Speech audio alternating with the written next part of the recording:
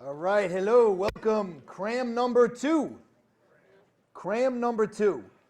So, I didn't look at the calendar, but just off the top of my head, I think you guys and girls have about, depending on when you're taking it, like 35, 36 days left. Like it's right here. This shit is for real. Every day you need to be cranking it up. Every day. You should remember almost everything you read from here on in, a month out. There should be no reason why, all right? So please crank it up. Next week, as you can see on the cover, is 4th of July. We're not going to be here. Well, I'm not going to be here. If you want to come and hang out here, I'm sure they have festivities going on for the veterans, all right? So you have a week off. So what does that mean? That means you should be reading Cram 1 and Cram 2 nonstop until we hit Cram 3, which is going to be Monday, July 11th. Read the entire booklet as much as you can until we hit the new material, Cram 3, all right? You got to keep reading these procedures. They will sink in the more you read it.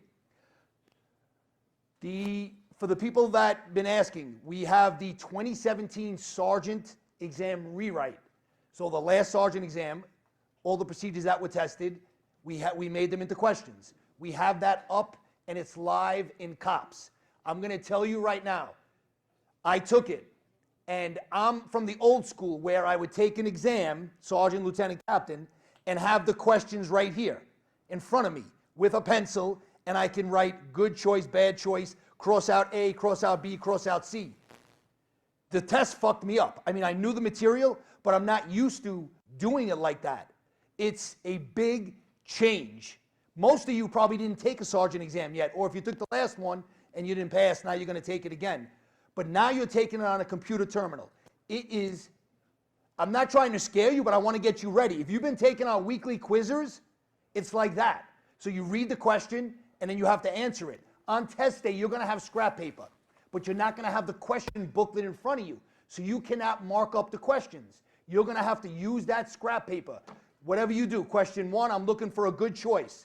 And if you want, write A, B, C, and D, and cross it out. You got to figure out. Practice now for the next 30 days because I was thrown for a loop.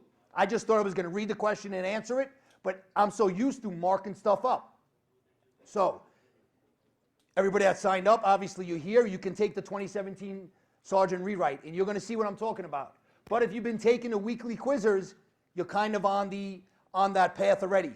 If you have the app that we have out there with like 800 questions, same format. So you're looking at the questions, and you don't have it on a hard copy in front of you. So you manipulate the questions in your head or on a scrap paper. Get more and more practice in. Take as many as you can before exam day because you don't want to know the material like in and out and then get fucked up because it's on a computer terminal. And I'm not trying to scare you, I'm trying to prepare you. I wish I would have done a computer test in the past so I can have told you this from the beginning. It's definitely different. But most of you probably did not take the last sergeant's exam, so this will be the first one on a computer terminal for you guys and girls, all right? So we got some AG 329, 330, 331, 332. That's actually the old 205. We got some 207 and 208 we're going to cover. Next cram, which is in 2 weeks, you got 209, 210, 211, and 212. So if you look at page 1, you have the history going back 20 years of testing, all right? Everything that's listed here was tested in the past. That's why it's here. So if it's here, obviously you need to know it because it's been tested. And if it's not here, but it's in your booklet, we have it there for a reason because it's something that came out new since the last exam and we think it's testable. So you got great data to really drill down and study, okay? And you'll see, like, if you look at right under 330.01, there was a procedure there that is revoked. Obviously, we have the history of it, but you don't need to know it because it's not in the guide anymore, okay? So let's go to page 4. Regular sick. So we got regular sick, admin sick. They revamped this procedure. They actually made it 2 procedures now, one just dealing with regular, one dealing with admin. This is something that happens every day. Good chance this should be on your exam. I think regular or admin has been tested almost on every prior sergeant exam. So let's start with the box on the top right regarding paid detail. So it says you cannot do paid detail while you're out sick, even while outside of your assigned tour or RDO, because you're going to see you're allowed to leave your house, most of you, when you're out sick. But paid detail, you can't do it while you're out sick. Makes sense. If you can't come fucking work for the NYPD, why will we let you work your second job, all right? And if you're out sick, you have to notify the paid detail unit as soon as you know you won't be able to make it to a scheduled assignment. So what's the definition of regular sick? That means you're not eligible for admin or you declined it. Regular sick requires a visit to the surgeon, all right? You're going to report to your assigned district surgeon at the next office hours. That's the rule. Everybody who goes sick, you go to your surgeon or whatever his or her hours are next. But now there are exceptions to that rule. So if you are chronic B, you are going to the special confidential medical district at their next regular office hours. If you go sick on a Friday or a Saturday, you have to now see the weekend surgeon at 1000 hours the following day. If you go sick and you say you are unable to travel, the book tells you to remain wherever you're at, call the district surgeon or weekend surgeon during the next office hours. That's what it says here. Later in the procedure, as you can see the arrow, step 16, look what it tells the cop going sick. On page 1, step 16, it says, if you're unable to visit the surgeon, notify the sick desk supervisor. So there's 3 people technically that have to be notified when you go sick and you say you're unable to travel. The district surgeon, remain at your place, the weekend surgeon, and also sick desk supervisor according to step 16. It blows my mind that they revamped this procedure and they still have a conflict within the same procedure when they just revamped it. I don't understand how this gets approved, but it is what it is, all right? So there's a little conflict there, but not a big deal. Dental problems. You have to be guided by the sick desk supervisor, and then when directed otherwise by medical division supervisor. Otherwise, you normally go to your surgeon whatever hours they work. So when you were going sick, you ought to notify the medical division sick desk. And now we're talking about regular sick. You're going to see the difference when we hit admin sick, who your first call is, all right? So pay attention with this. Regular sick, you notify the medical division sick desk. You obtain a sick serial number, sick desk name, and the time they were notified. You give details and any change of address or location or phone number. Then you ought to notify the desk officer or a supervisor at your command. So they have desk officer / supervisor because not everybody is in a patrol-related command, all right? So call the boss at your command, and you're just going to give them the sick serial number. So if you look at the box, we tell you when you went sick, when you made that call, you got 3 pieces of information, but you're only giving 1 to your boss when you call your command, all right? Under the box, remain at your residence or other authorized location while you're out sick, except if you're outside your assigned tour of duty. You are allowed to leave your house. So if you do day tours and you go sick, you got to stay home for the day tour. You're allowed out then for the 4 to 12 or midnight. There's going to be a little exception to that in a minute. What else? RDO, you can leave your house. Or you got permission to leave granted by the department surgeon, sick desk supervisor, or the department surgeon deems home confinement is necessary. If you don't do, I should say, a traditional day tour, 4 to 12, or a late tour, what happens when you go sick? Look what it tells you if your tours vary. If your tours vary, the tour the member was scheduled for on the day they went sick is the tour for the duration of the sick leave. Now let's slide to the box on the right. Anybody who is modified, suspended on dismissal probation, or chronic A or B, it says you are to remain at your residence or other authorized location the entire sick time, even when you're not scheduled to be on duty, including your RDOs, unless you have the surgeon or sick desk supervisor's permission. Otherwise, if you're one of those, pretty much, that's like a problem child, all right? I don't want, because somebody in here may be chronic A or chronic B, don't take it personal, but if you have issues, we're not gonna let you leave your house, even though people are allowed to leave their house now, all right? Obviously, when they're not scheduled to work. All right, top of the next page. UMOS, do not leave New York City or the resident counties without approval of the chief of personnel, and you apply for that through the district surgeon. Under the box, you report to the district surgeon at the next office hours as directed by the medical division. Here is that conflict, which we mentioned on the first page. If you're unable to travel, this tells us to notify the sick desk supervisor. Comply with lawful orders or instructions of a supervisor, regardless of their rank, dispatched by competent authority to visit the member of the service on sick report. So if you're out sick and you're a lieutenant and a sergeant comes knocking on your door, you have to obey their orders, even though you outrank them, because they are being sent there by competent authority. You have to return to duty, obviously, as directed by the department surgeon. If they tell you go back to work, you're supposed to go back to work. Remember, they have the assimilated rank of what? Inspector, okay? Desk officer or supervisor, you will record the sick occurrence in 4 places. Sick log, telephone record, roll call, and on the roll call adjustment sheet. You are to query the sick reporting system to make sure the uniformed member is listed as being sick. If a member is scheduled for either of the next 2 platoons, you are to notify the relieving desk officer or supervisor.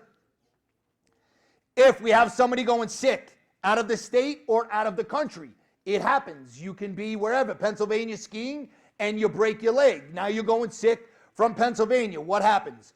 Notify the sick desk supervisor if we have special or unusual circumstances. If you suspect somebody of malingering, what do you do as the boss? You notify the medical division's absence control and investigation unit. Malingering. Will they use that word on test day? Maybe, maybe not. But here's a good example. You get a call at the desk. Sergeant Mifsud, may I help you? Yeah, this is P.O. Jones. I need the day. I'm going to the Yankee game. Sorry, no excusals. Hang up. 5 minutes later, P.O. Jones calls up, hey, I'm going sick. That guy is fucking malingering. So they may not use malingering. They may articulate a scenario, and you have to be able to figure out that it's malingering, all right? So what do? You notify the medical division's absence control and investigation unit. If you are out sick and you have a court appearance or you have to show up at the trial room, it says comply with 33004, which is notifying court, trial room, or other when you go out sick. Little box on the bottom left.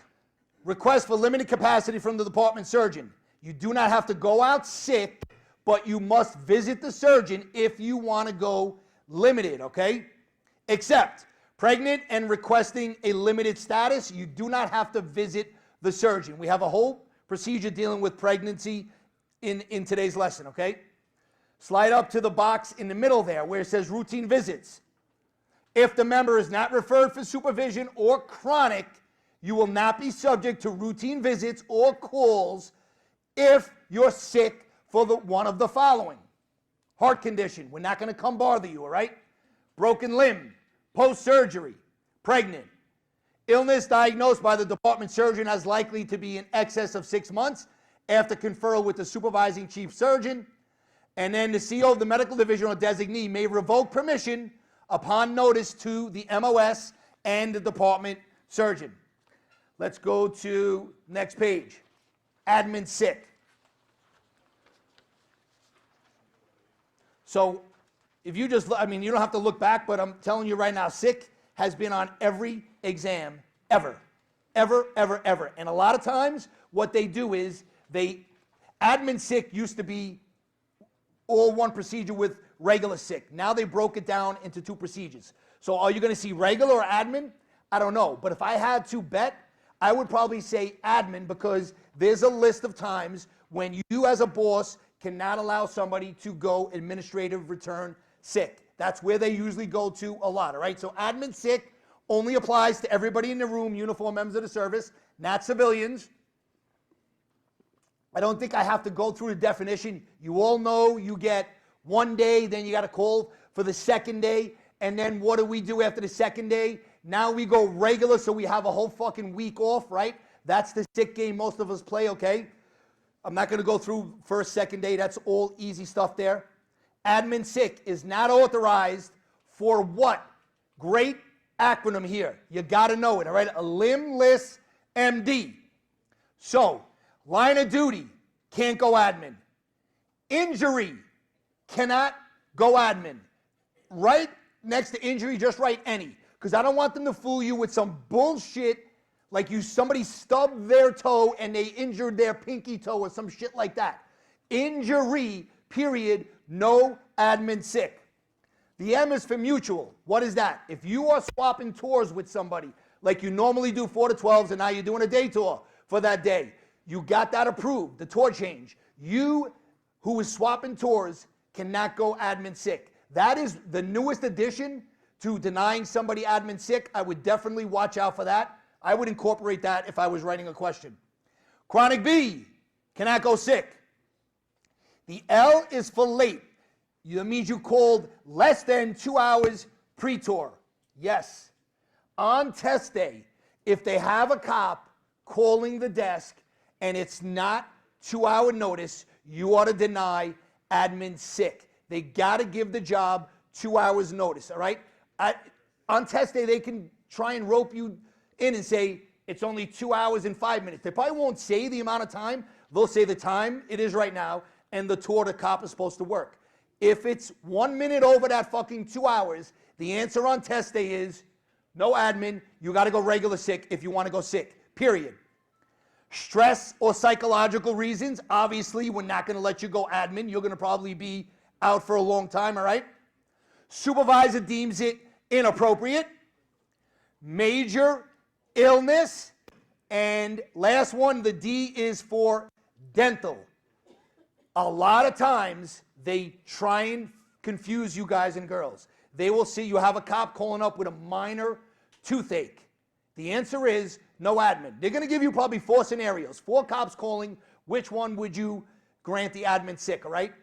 Don't fall for the dental. And yes, chronic A, we can approve the admin. It's chronic B, all right? That is no good. So when a cop is going to go admin sick, look at who they call now. When you went regular sick, your first call was to the medical division. Now your first call is to who? Your command. And it has to be at least 2 hours before your tour. You ought to notify the desk officer or supervisor at your assigned command by phone or in person. That doesn't sound right, because if I'm fucking good enough to come to you and say, hey, boss, I'm going sick, why am I coming into the command? So just, it's allowed on test day. You can go sick, admin sick, in person. It doesn't sound right, but yes, okay? If approved for admin, then you call the sick desk and get a sick serial number. Then you call the desk officer back and you give them the sick serial number. So when you're going admin, there's a total of 3 calls. Your command, sick desk, call your command again. But if your command is closed, because some people may work in a command that's not 24/7, all right?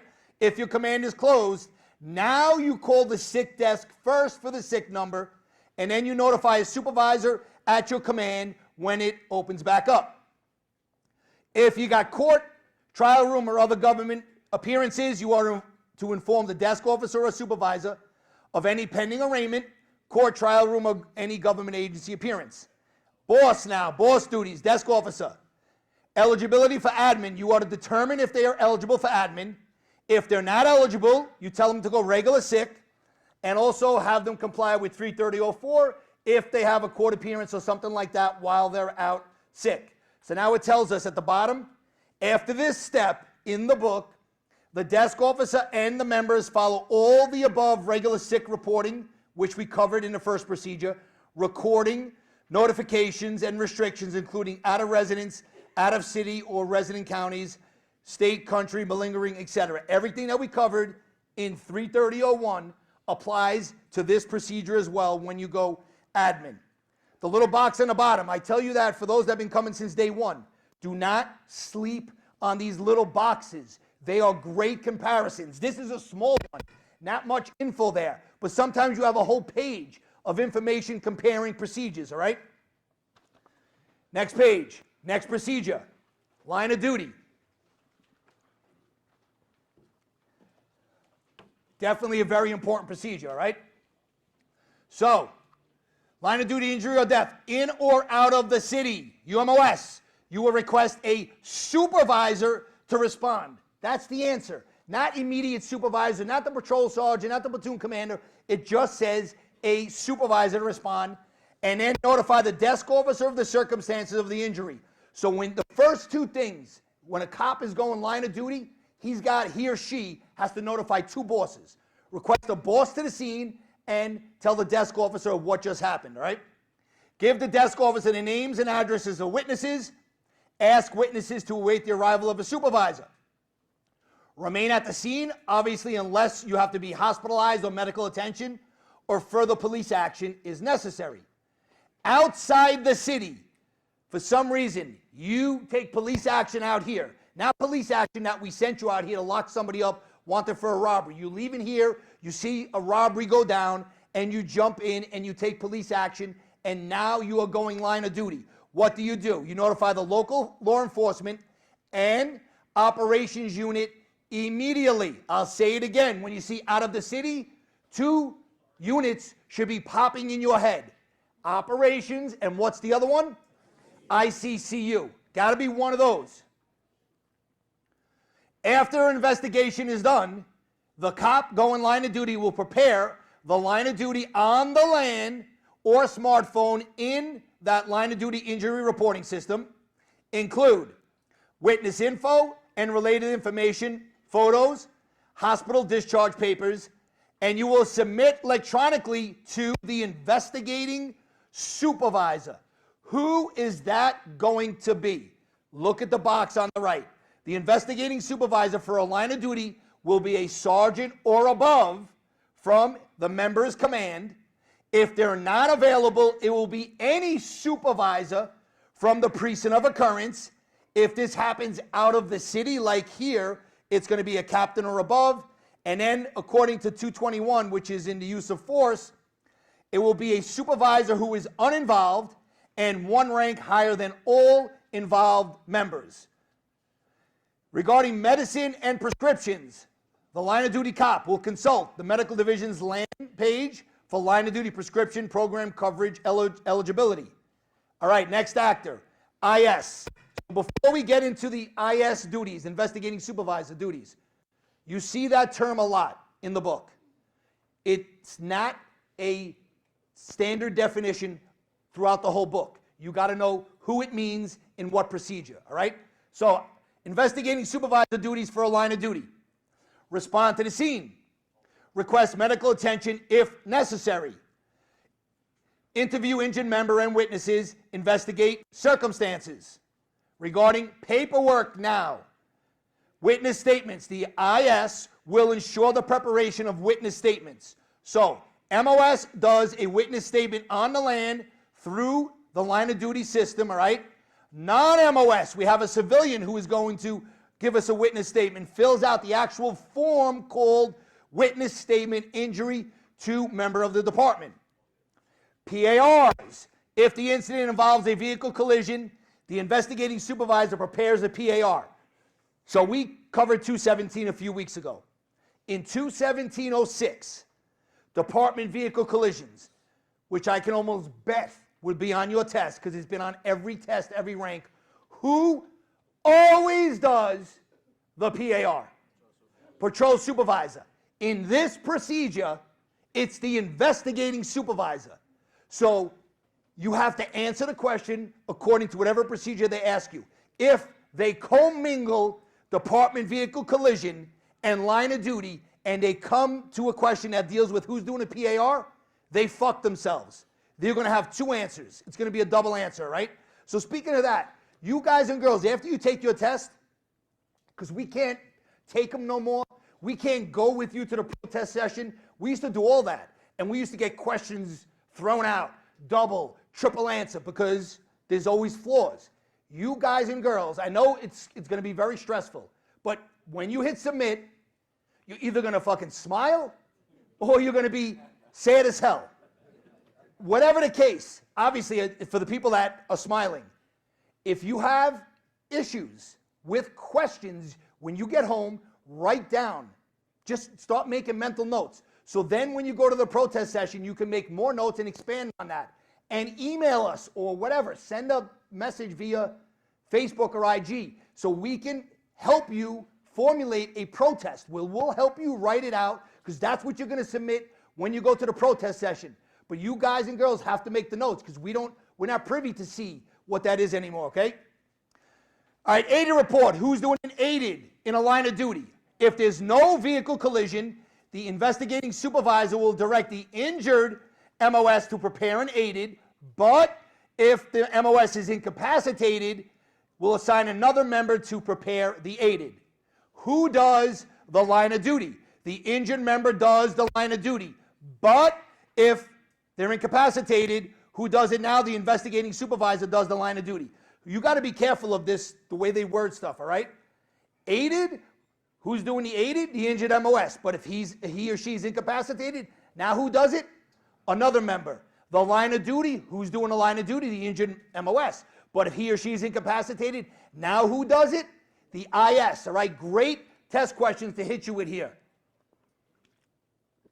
The IS will review the line of duty for completeness and accuracy, indicate recommendation for approval, disapproval of line of duty designation, findings of review of available body-worn camera or other video surveillance of the incident also will be documented, make an entry indicating whether FICA applies or not. FICA kicks in when we're apprehending or attempting to somebody who committed a violation of a federal statute. And I haven't been saying highlight because almost everything we read could be highlighted, right? But I'm going to say it now for this one. The IS will electronically sign off before the end of tour on that line of duty unless there is some exceptional circumstances.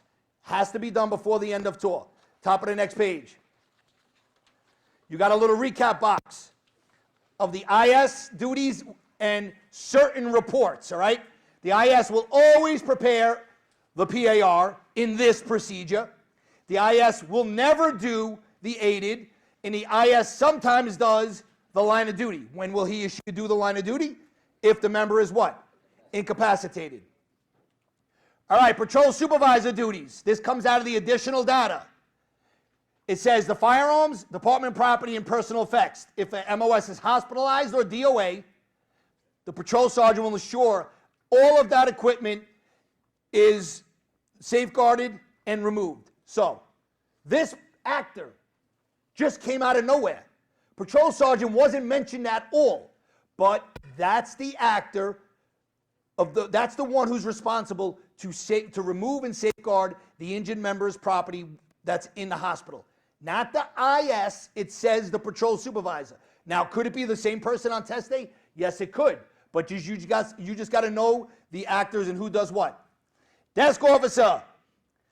If the injured member is from an outside command, it says, if the member is not from your precinct of occurrence, you will notify the member's command. If the MOS requires hospital treatment, you will notify operations.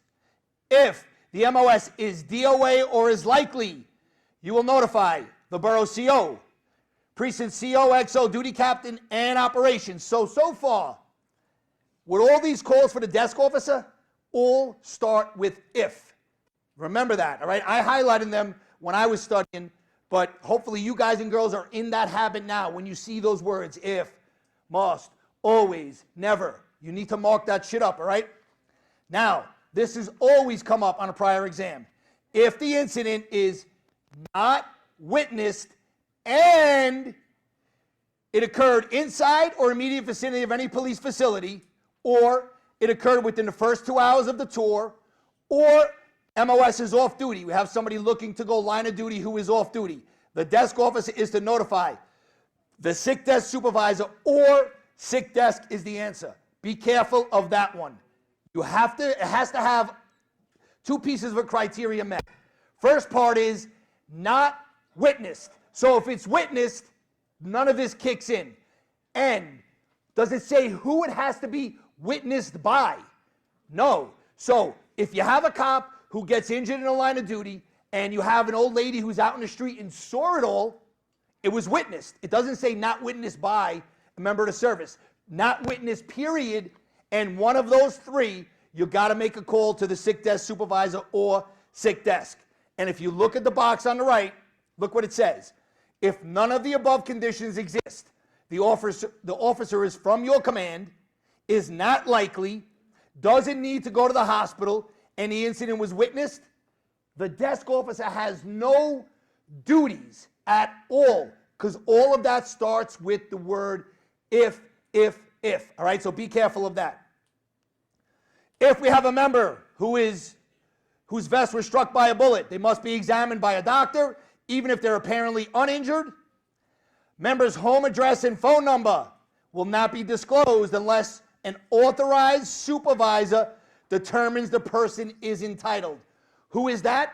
I don't know. They're going to have to tell you they are authorized to release this information. Hospital records, what address are we using? We use a medical division's address and phone number, which is 1 Left Rack City, blah, blah, blah. I don't think you need to know the address, all right? If we have a member DOA or seriously injured and likely, we have a list of people who can speak to the injured member or view the body, God forbid, they are DOA. And who are they? We have 5 supervisors. PC, First Dep, Chief of Department. I'm going to stop you right there. What's my nickname for those 3?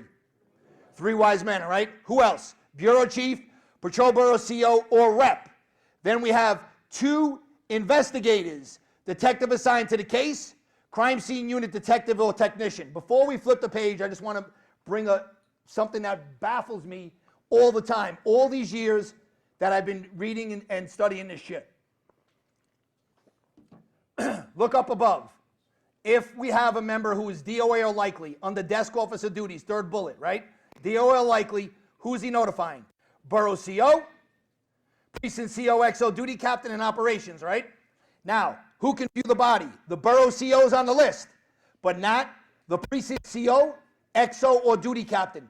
Stupidest thing ever. In reality, they're going to the hospital. They're going to talk or they're going to view the body. So they get notified, but they're not allowed to go and speak to the injured cop in the hospital. Makes no sense. I don't think they would go to that because this is kind of at the bottom of the additional data, but it's fair game, and that's why I'm bringing it out. Who else can view the body or speak to a seriously injured member? Next page. Union rep, department chaplain.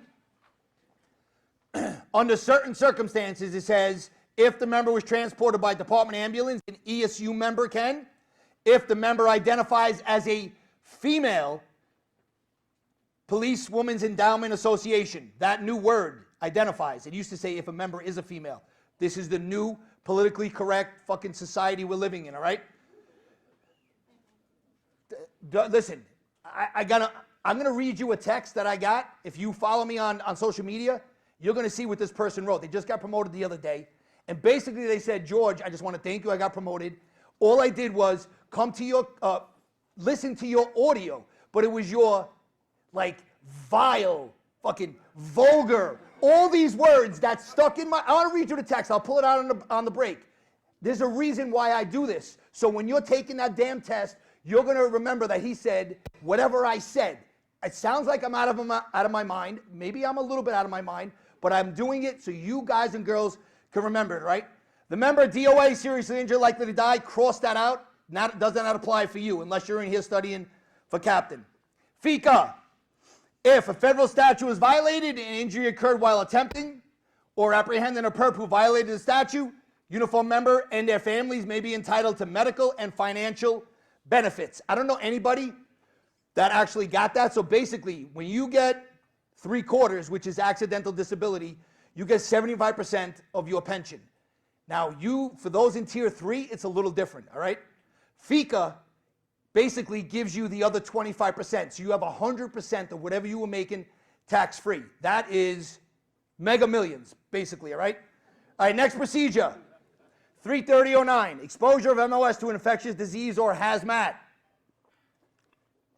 So upon being exposed, bitten, punctured by a hypo, UMOS, what do? Notify desk officer precinct of occurrence.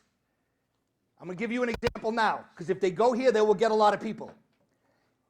Who are they notifying? Desk officer precinct of occurrence. Let's give you a scenario. You're a two-way cop.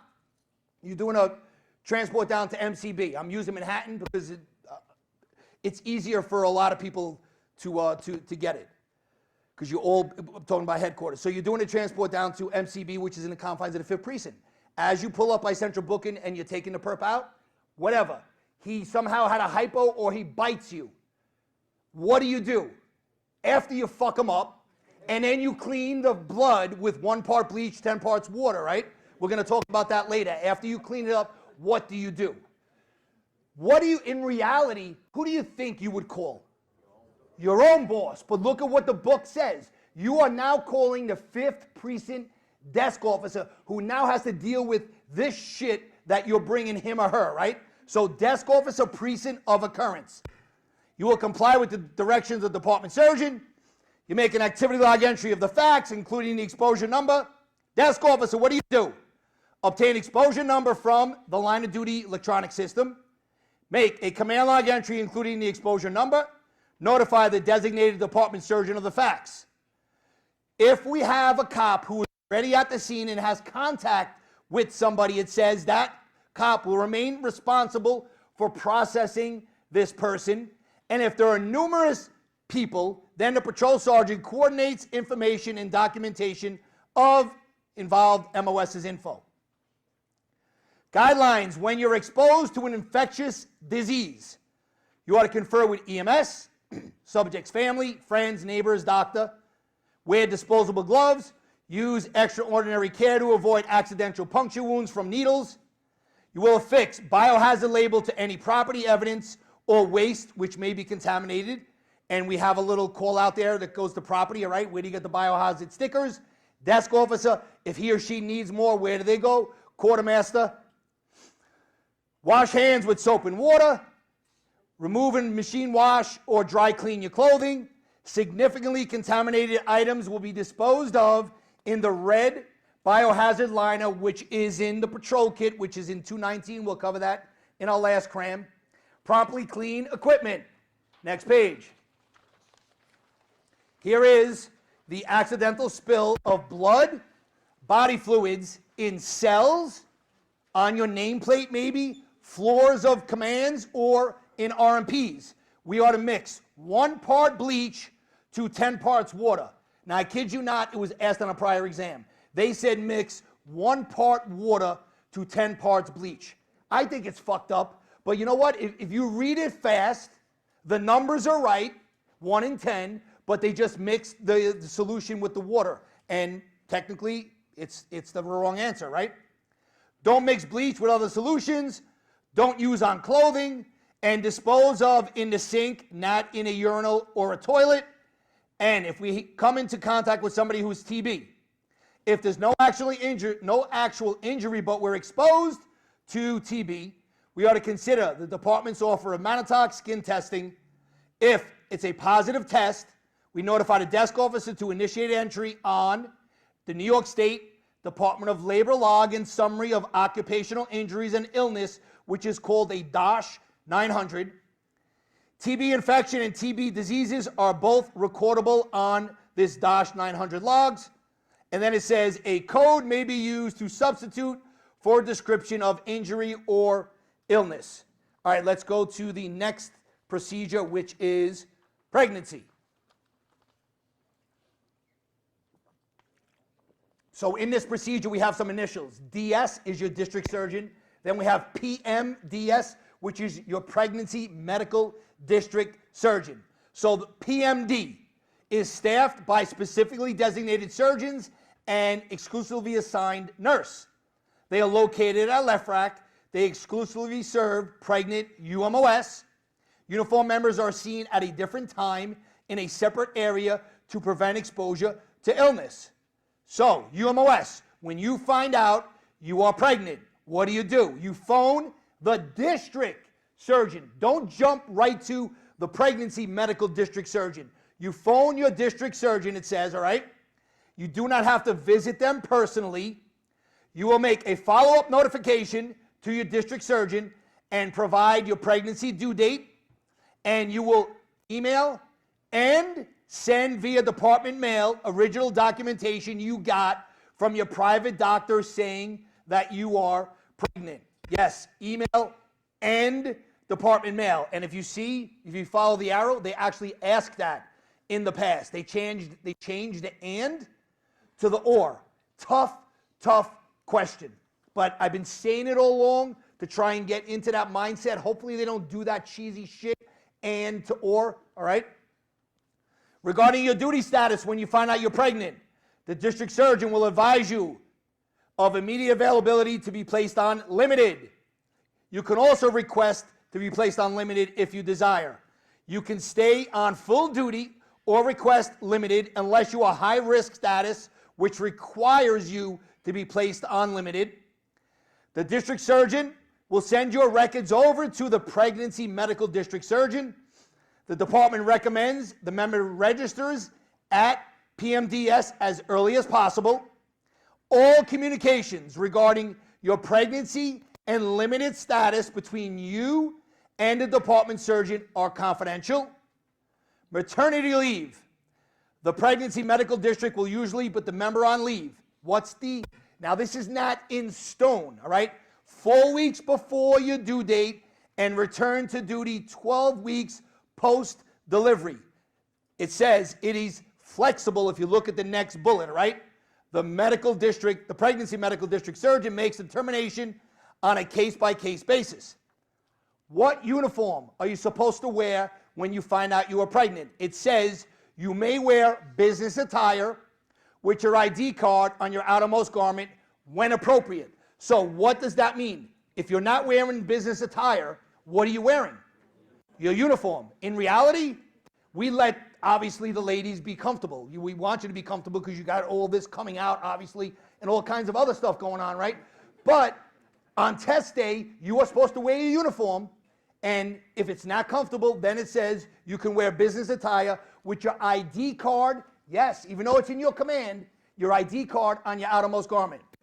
Next page. You have to make notifications to the pregnancy medical district surgeon regarding post-delivery.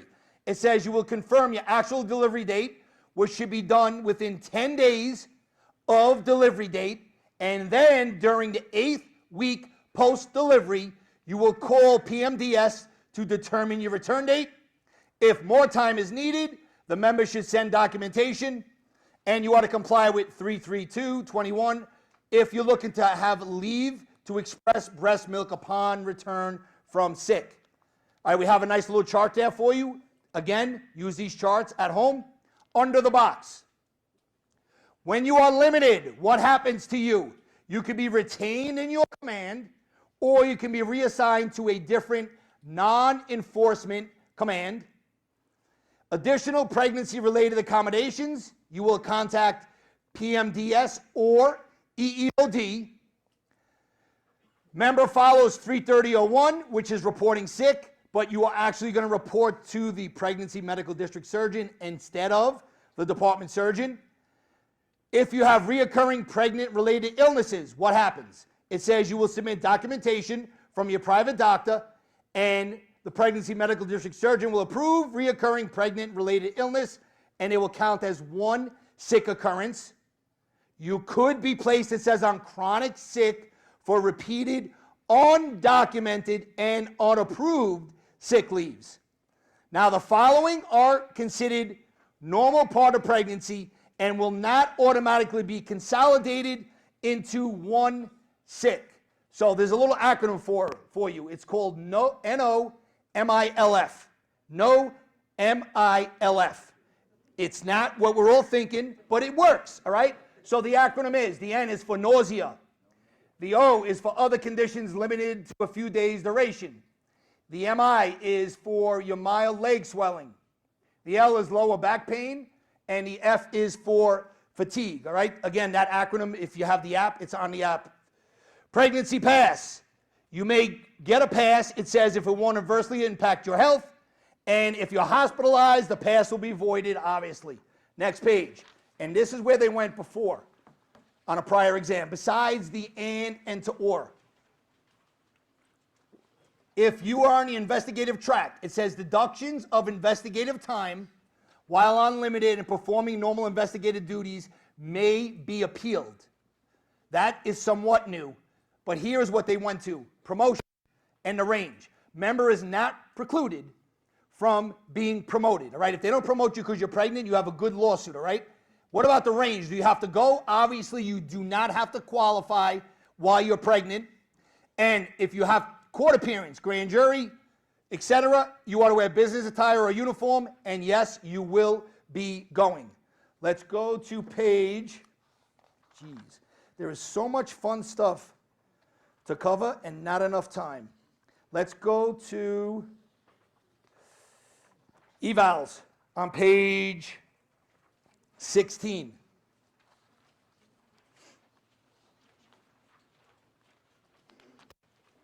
So top of page 16, 33109. We're talking about PO Detective Specialist monthly, quarterly performance review. So we're going to talk about that, and we're going to go into your annual evals. So basically, that's probably everybody in the room, unless you are not one of the following, all right? So PO Detective Specialist in non-investigative bureaus. So it's everybody in a precinct, PSA, Transit District, SRG, will be the only members performing enforcement functions assessed monthly using the officer profile report and evaluated quarterly using his supervisor's quarterly eval. Non-enforcement positions, so community affairs in a precinct, traffic safety officer in a precinct, crime prevention in a precinct, auxiliary coordinator. There is no monthly or quarterly evals done for those guys and girls on test day. And that was a prior exam question. I don't remember which rank, but it doesn't matter. You need to know it. So every month now, the cop will access the performance eval system and print out officer profile report at the end of the month, review and submit to who? The answer is designated supervisor. When? By the second day of the month. The second. That doesn't give you a lot of time on test day. In reality, it probably doesn't happen, all right? But on test day, you as the cop have to turn it in by the second day. Turn it in prior to leave, or if not possible, without delay upon return if you're on vacation or other leave. Inform supervisor of any of excessive time off patrol due to vacation, sick, admin duties, details, etc. The designated supervisor or another person may print it out for the uniformed member if they're on extended vacation or extended leave. Next up, designated supervisor. That's you, the sergeant, on test day, all right? The cop gave you the report. Review the report. Evaluate the cop's performance in proactively addressing community concerns. Assess the quality and caliber of the cop's efforts by reviewing their activity and supervisor feedback forms, as well as officer self-report forms. Provide positive feedback and comments for proactive and quality activity. Compare performance to others with similar duties by using the officer's comparison page. When a deficiency is identified, you are to provide guidance and conduct regular follow-ups.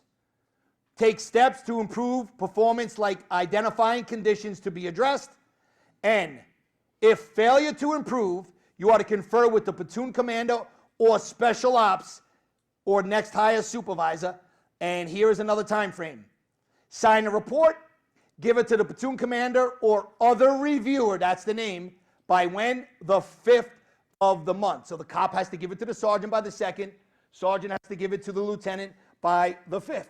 Next page. That's the monthly.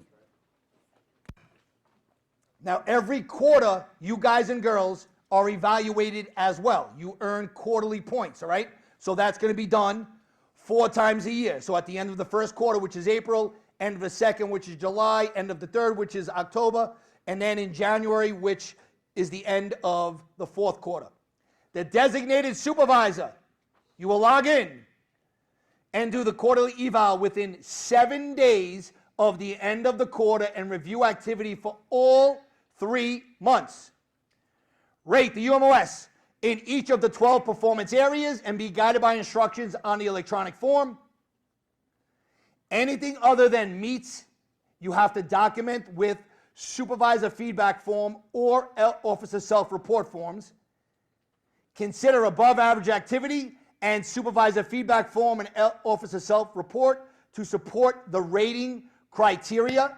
The system itself will calculate members' ratings as a score out of 100 based on the ratings.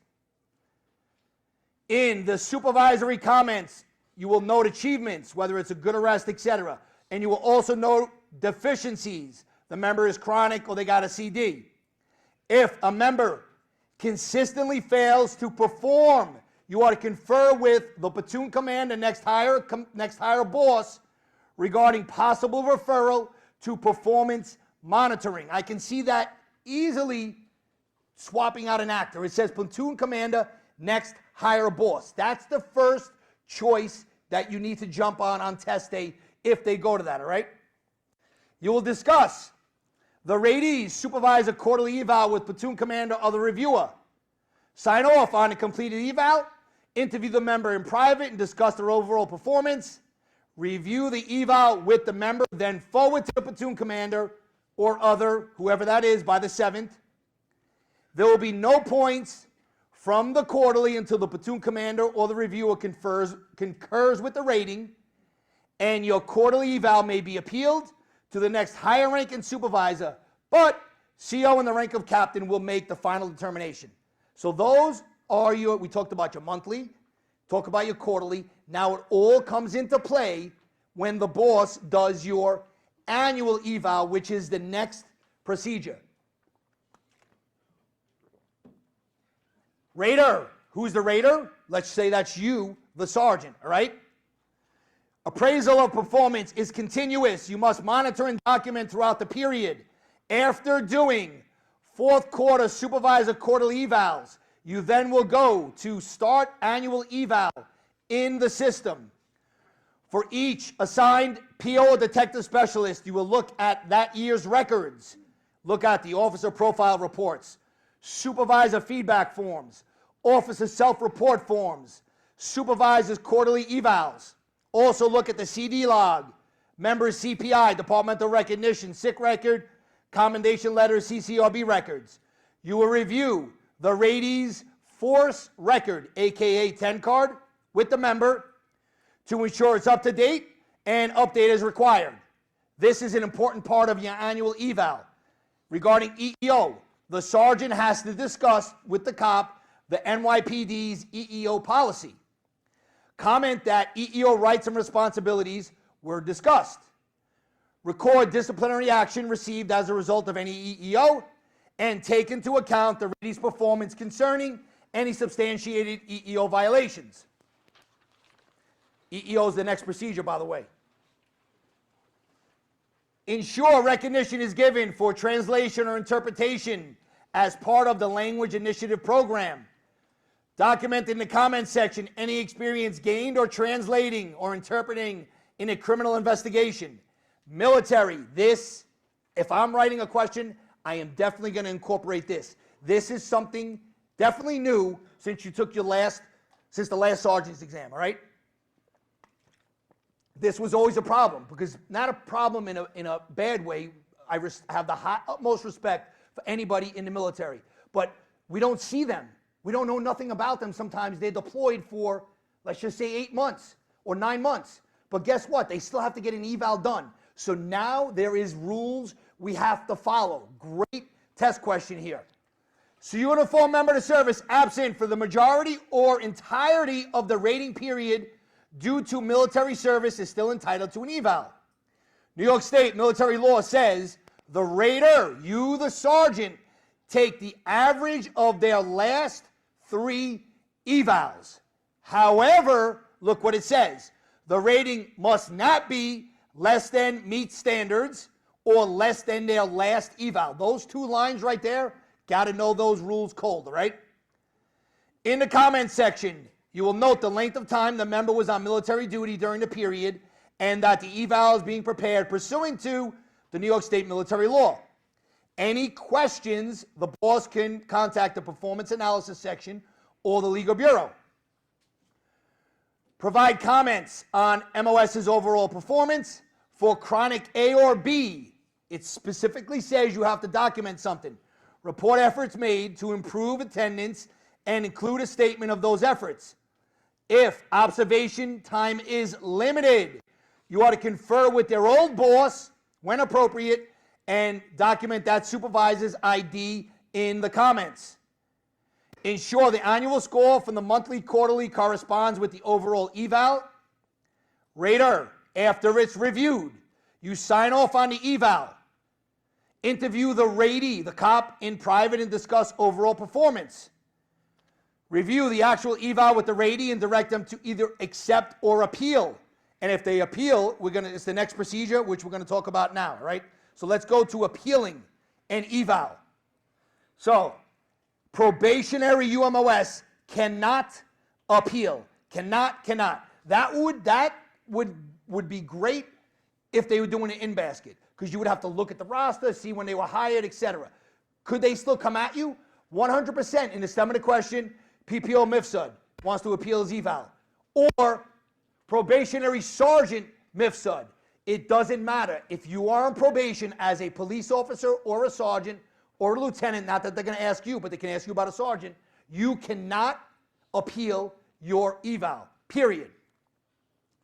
You may review the comments and recommendations made by the reviewer for informational only. Those comments and recommendations are not cause for appeal. Uniform members can only appeal for one of the following reasons: factual error, rater's misinterpretation of instructions, rater bias or prejudice, or the eval was based on other than performance factors. Rater, you will notify the CO that an appeal is requested. So the sergeant notifies the CO, all right? Now, if the appeal is not resolved after the above, so it doesn't tell you what happens when the cop appeals, because you don't need to know. But obviously something takes place. And it says if it's not resolved, now what? Now the cop, not the sergeant or the rater, the cop, you can submit a 49 to the personnel officer within 30 days of the hearing if you are not happy with the outcome. So the rater tells the CO, hey, he or she's appealing. If that cop is not happy, now you as the cop have to write a 49 to the personnel officer. Let's take our first break before we get into EEO.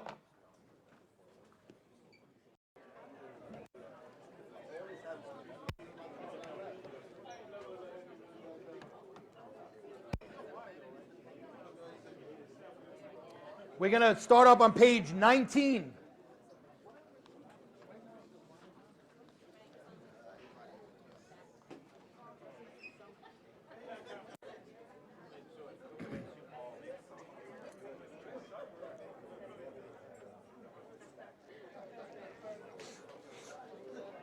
Remember, keep your eye on the prize. What's the prize besides passing this test?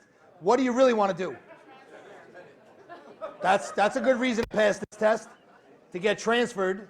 You're going to get transferred if you get promoted, obviously. You're going to give yourself a raise if you get promoted. You're going to be able to tell people to go fuck off that are the same rank as you now, all right? But if you do that, because that was my thing. I wanted to get promoted because people fucked with me, but you have to keep outranking them because you don't want them to beat you, because then they're going to get even with you. And then once I couldn't take any more tests, I had to leave because I couldn't tell people to go fuck off no more that are higher than me. What else? What is the main fucking prize here? Exactly. We don't know yet when the lieutenant's test is going to be. We have a ballpark. February, March, April. Everything is, still up in the air. But you guys and girls, if you can bang this test out and be in that first or second group, you're going to have a good shot at taking the lieutenant's exam, all right? That's what you should be thinking of.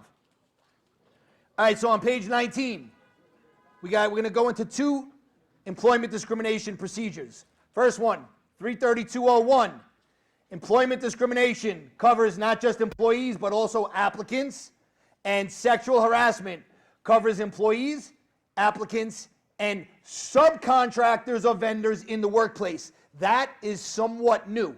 I would watch out for that. So if we hire somebody to come in and paint the precinct, and let's just say, whatever, it's a guy and you have a girl sexually harassing the painter, they are protected because they are subcontractors, all right?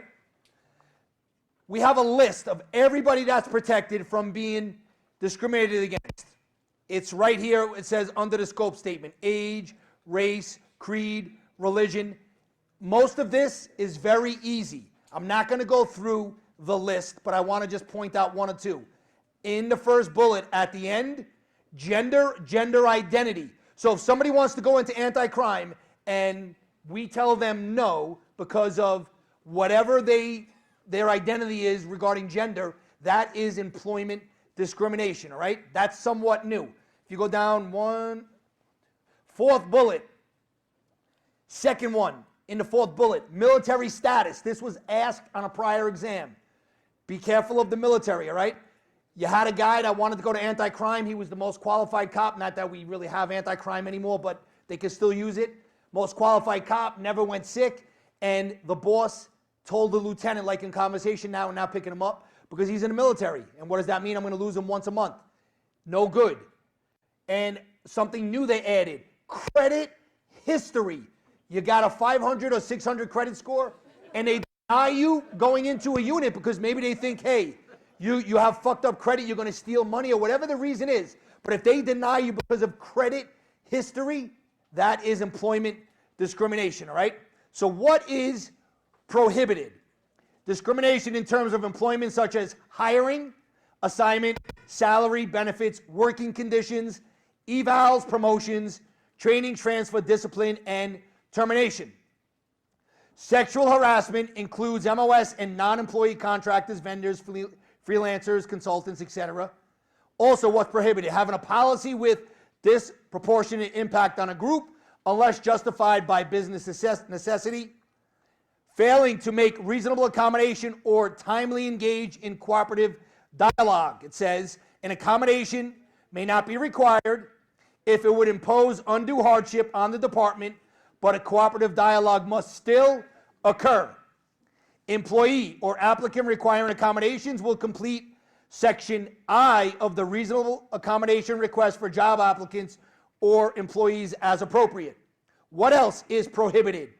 Discriminatory harassment, intimidation, ridicule, retaliation for filing a complaint. Somebody drops an EEO and now they start messing with that person. They are protected from the retaliation, all right? So retaliation for filing a complaint, requesting an accommodation, cooperating or filing a civil suit. Retaliation begets discipline regardless of the outcome of the original complaint. First bullet, pay attention to that. Workplace includes not just your command, but an extension of the workplace like a department sanctioned social function, which will be off-site, obviously. We all know what took place in the 4-4, right? And that lady is probably doing a lot better than us. She raised, I don't even know how much money she raised. She got like 1 million followers now on social media, but 4-4 was a big incident, hit the paper. You know they're going to write a question on employment discrimination because they always do. Watch out that they use an off-site, but it has to be department-approved function, all right? A complaint made in good faith will not be considered a false accusation, but if we have somebody who knowingly makes a false accusation or information that may be grounds for discipline, every command has one or more trained EEO liaisons, and we may have some in the room. These liaisons are non-supervisors. They volunteer, the CO recommends them, and they are approved by the Deputy Commissioner of Equity Inclusion. We can get further info regarding the EEO liaison program from the EEO liaison program coordinator. So here is the meat and potatoes, basically, the next page. The actual procedure. Non-supervisors, that's everybody in the room, you are strongly encouraged to report what? When you become aware of employment discrimination or sexual harassment or retaliation, or you are asked or encouraged to retaliate against an MOS from making an EEO or participating in an investigation. So everybody in the room, non-supervisors, you are not mandated unless, we didn't cover it yet, you are an EEO liaison. I'm taking that out of the mix. Non-supervisors, you are strongly encouraged. Now, supervisors, managers, EEO liaisons are mandated to report any of the above ASAP or by next business day.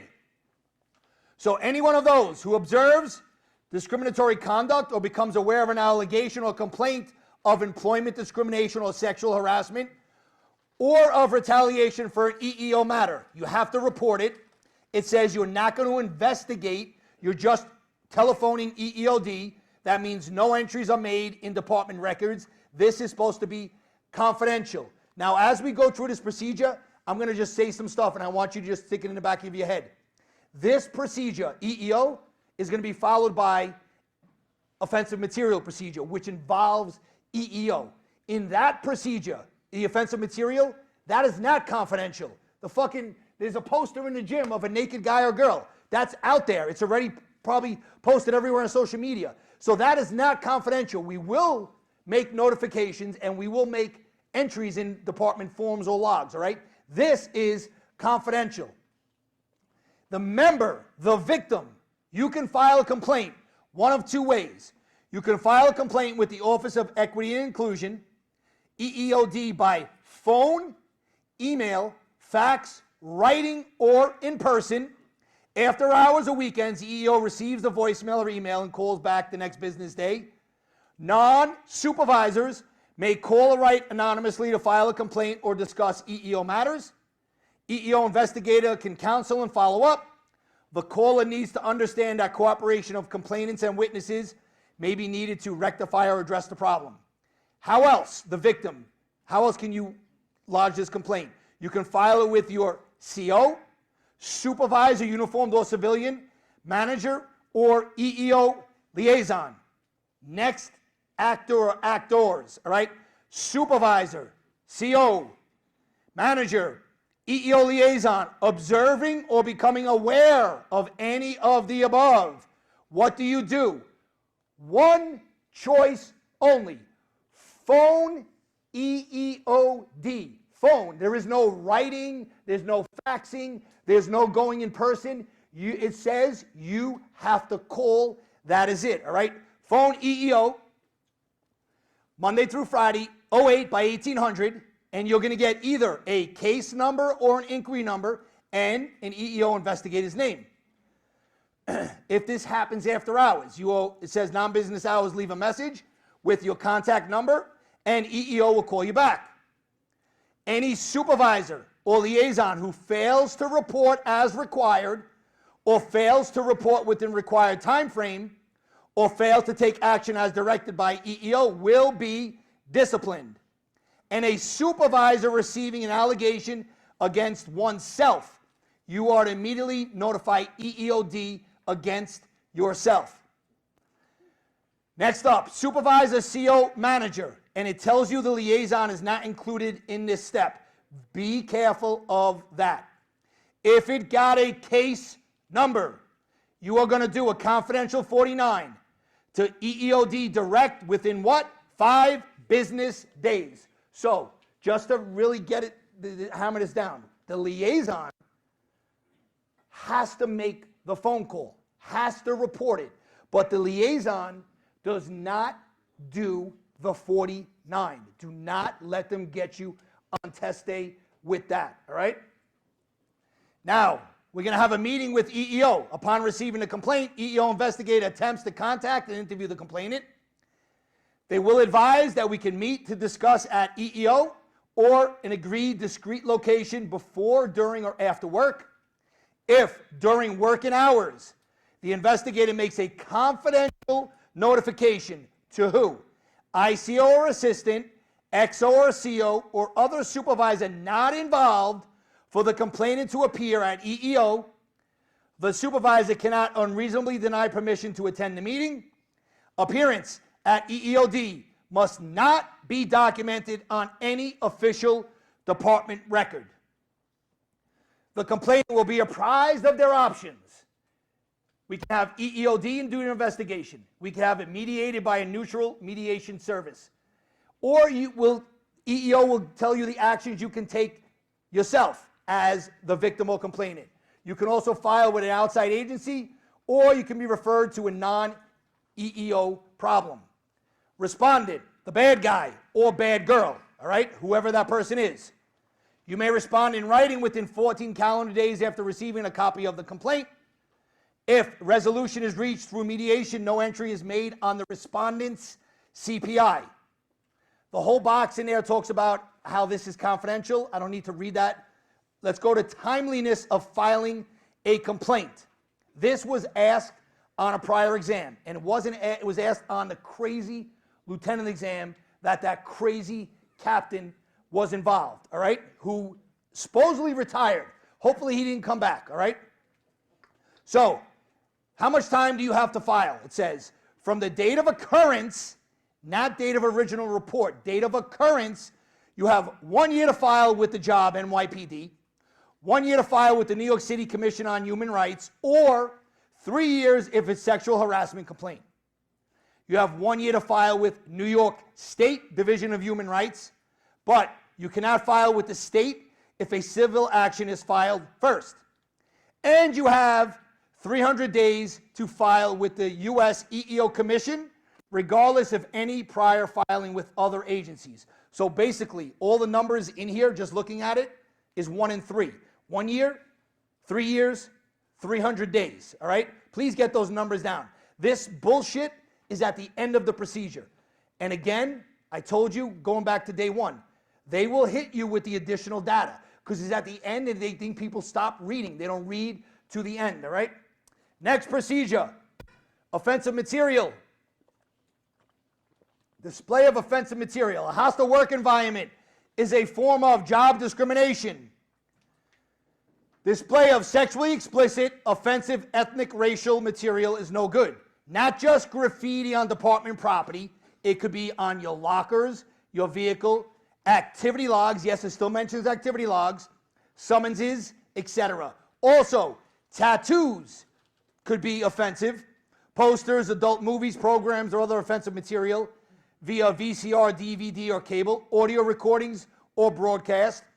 Or emails, voicemail, or through any electronic device or other device. COs, unit heads, managers, supervisors, that's you. Supervisors, keep your work sites free of any of this.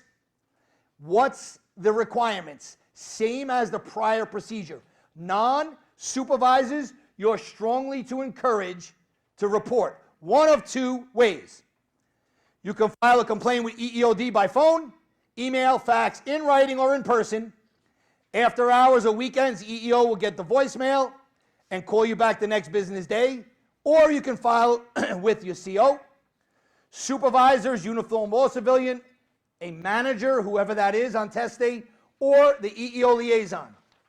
Top of the next page. So the actor now just says supervisors becoming aware of offensive material, whether you've seen it or you were notified. It doesn't say liaison. This is just for the supervisor.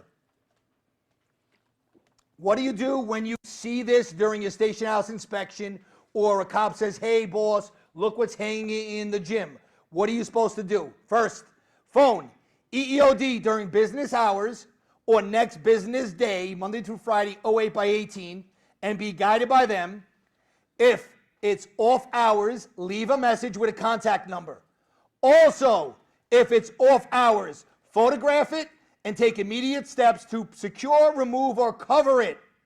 Corrective action may be removing the offensive material if it's a magazine, a poster, or submit a request on a work order application. So don't get confused the way that's worded. If it's business hours and you get EEO on the phone, you will not take the shit down yourself. You will not cover it. You will not fix it. You are going to be guided by EEO because we got them on the phone.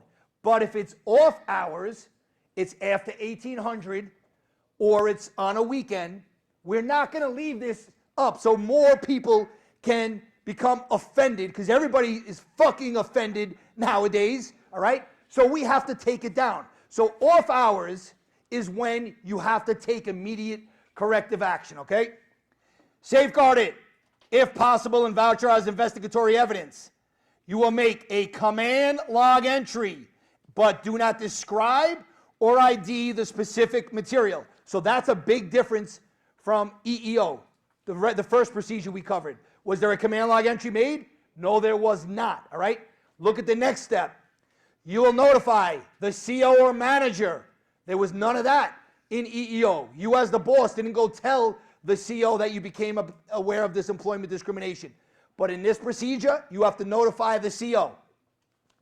And the last step says, you will do, as the boss, a confidential 49 direct to the CO of EEOD within 5 business days with the case number, photo, and a copy of the voucher. So the way it's worded, if it's offensive material, it's automatically getting a case number.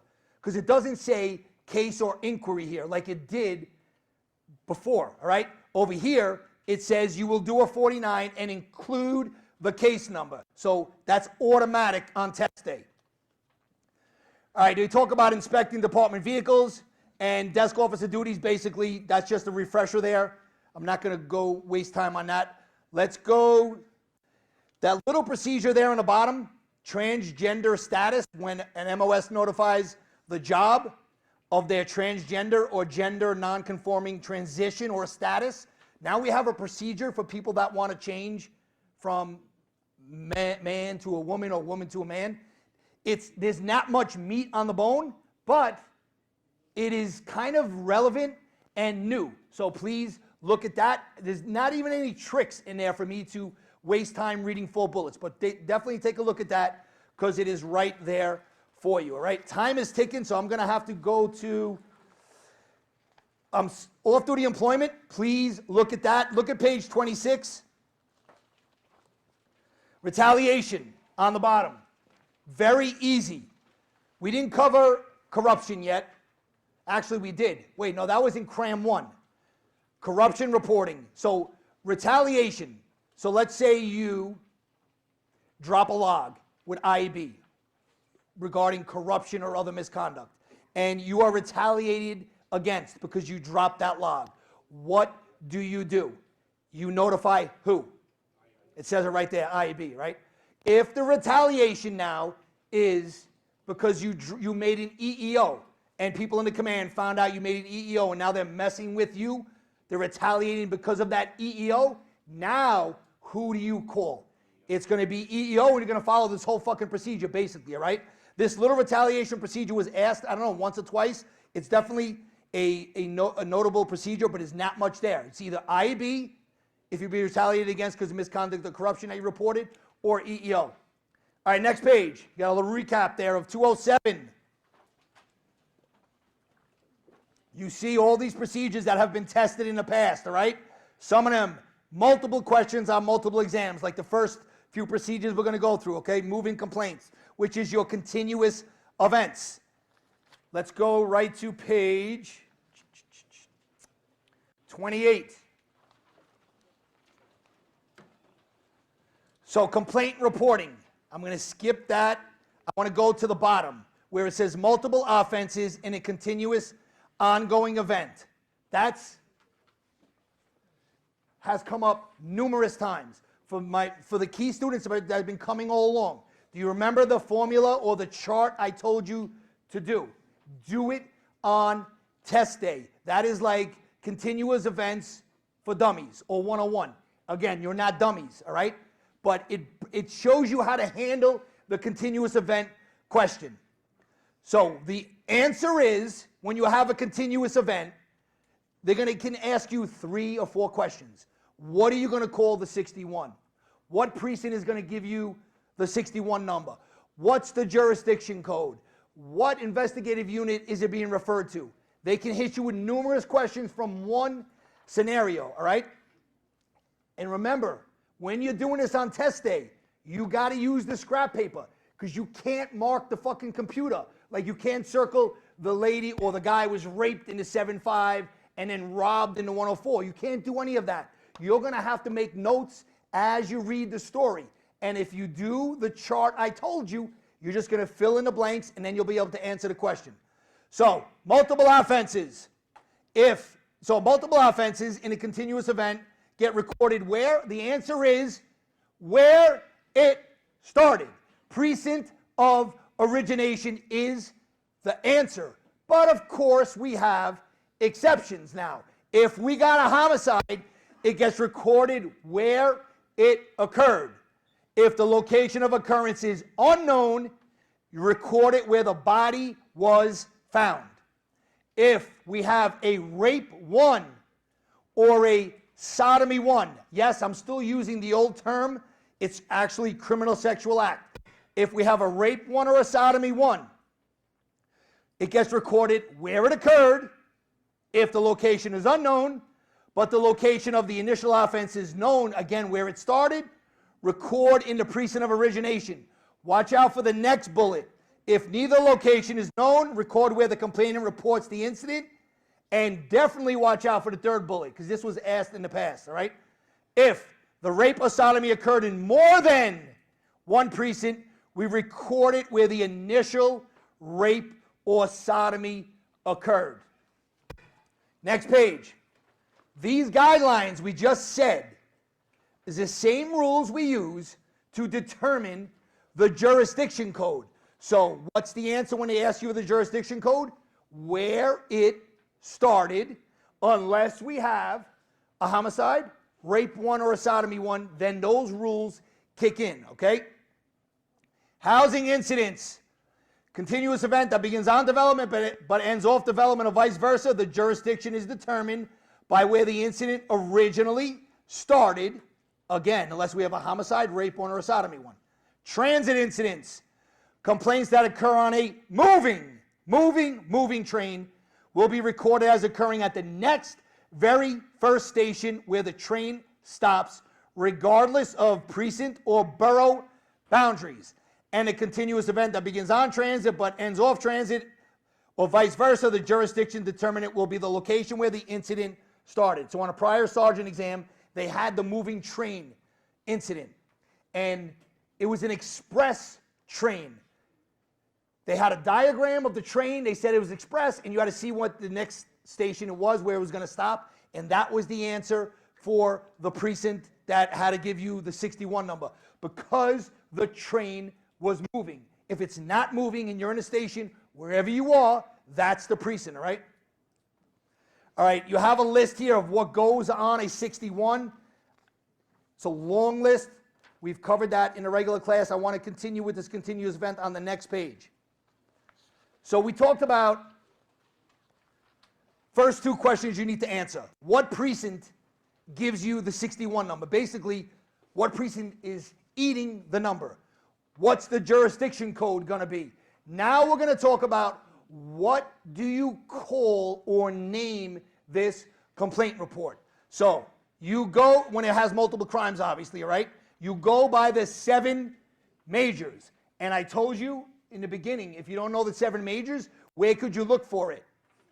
In basket. But you're not getting an in basket. But you may get math. And they may, on a question, just give you partial clip of a CompStat report, and you will have your 7 majors there in case you forget the order. So obviously murder, non-negligent manslaughter, forcible rape, rape 1, rob, felonious assault, burg, grand larceny, auto, even if coupled with the grand larceny from the auto. So look what it tells you. If a perp steals a car with $1 million painting inside the car, it's still a GLA, even though GLA is last on the list. That's the rule, all right? And the next rule you just have to stick in your head.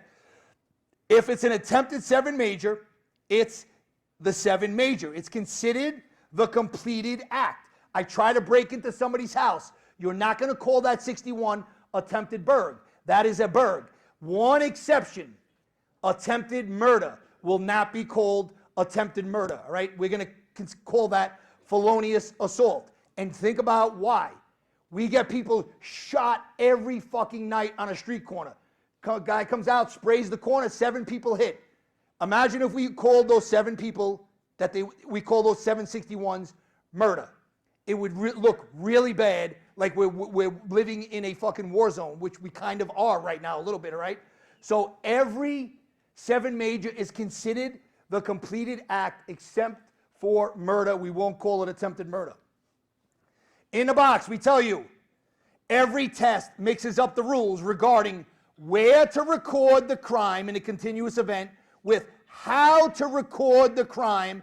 So please remember these two bullets. Rape 1 and criminal sexual act 1 are the same when we decide where to report them. But rape 1 and criminal sexual act 1 are not the same on when deciding how to record them, because sodomy or CSA is not a 7 major. All right, so I don't have time to give you all these different examples, but I would watch out for the continuous event that has a person kidnapped in one command, then driven to another command and robbed, then driven to another command and forcibly sodomized. Let's just leave it right there, okay? Without even giving you the commands, let's say we know where all those 3 different crimes took place, which precinct is giving you the number? The what? Criminal fucking sexual act. I don't mean to be cursing at you. Whoever said robbery, you need to go home and watch my video numerous times and sleep with it. Sleep to that fucking video, please. No, wait. What was the question? No, where do you record it? That's what I asked, right? Yeah, where do you record it is sodomy. What you call it, this is what's going to confuse people, is a robbery, because sodomy is not, again, it's not sodomy, it's criminal sexual act. It's not a 7 major. Those are the 2 that will confuse a lot of people, because you're going to jump, oh, the sodomy occurred in the 7-5. That's the precinct that's going to give you the number. Yes, but they were also robbed somewhere else. So you're going to call the 61 a robbery. Please watch my video and get those down. Do as many continuous event questions as you can. So on the bottom of this page, you know my feelings on penal law. I don't know shit when it comes to penal law. If somebody walked into my office, Cap, what is this? I would be like, give it to me. Just give me a minute. What am I going to do? I'm going to open the fucking penal law. Because I just never studied the penal law. But you know what? I banged out every test. But this right here on the bottom of the page, definitely know this, because this comes into play with your continuous event. You have the rape 1 and criminal sexual act, 1st degree, all right? They're both the same, except for, obviously, we know rape is penis to vagina, right? And then we know what sodomy is. I don't need to get into the different things, but they're exactly the same. Force is a 1st degree. The victim is physically helpless. The victim is less than 11. Victim is less than 13, and the perp is 18 or older. That makes for a rape 1st degree or criminal sexual act 1st degree. Memorize that. Get it down. One thing to remember, when in the penal law, especially with this, when they talk about victims, they always say less than. When they talk about the perp, it's always an age plus. For some reason, that's the way it is in the penal law. Let's go to page 32. Continuous event we just covered. You got to get those rules down, all right? What precinct gives you the number? The main rule is what?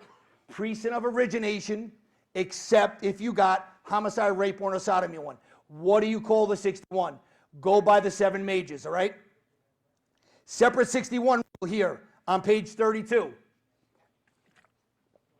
We will do a separate 61 for each homicide victim. We will do a separate 61 for each perp of a crime who is killed. So if somebody walked in here, let's just say, I don't know what we have, maybe 250 people. Somebody walked in here and killed every one of us. How many 61s? 200, the number's 250, right? Cops come and kill that bad guy. Are we doing a 61 for that bad guy? Yes, now we have 251, all right? Each person dead, seriously injured and likely, or critically injured in a motor vehicle or bicycle collision. We have a bus going to Atlantic City. It flips over, and we have 75 critical injuries. How many 61s? 75 61s for all those old ladies going to spend their husband's money that are no longer with them, all right? Or it could be the other way around. Each victim of a sex offense, period, gets their own 61. And I'm going to give you the formula that I use in the regular class in a minute.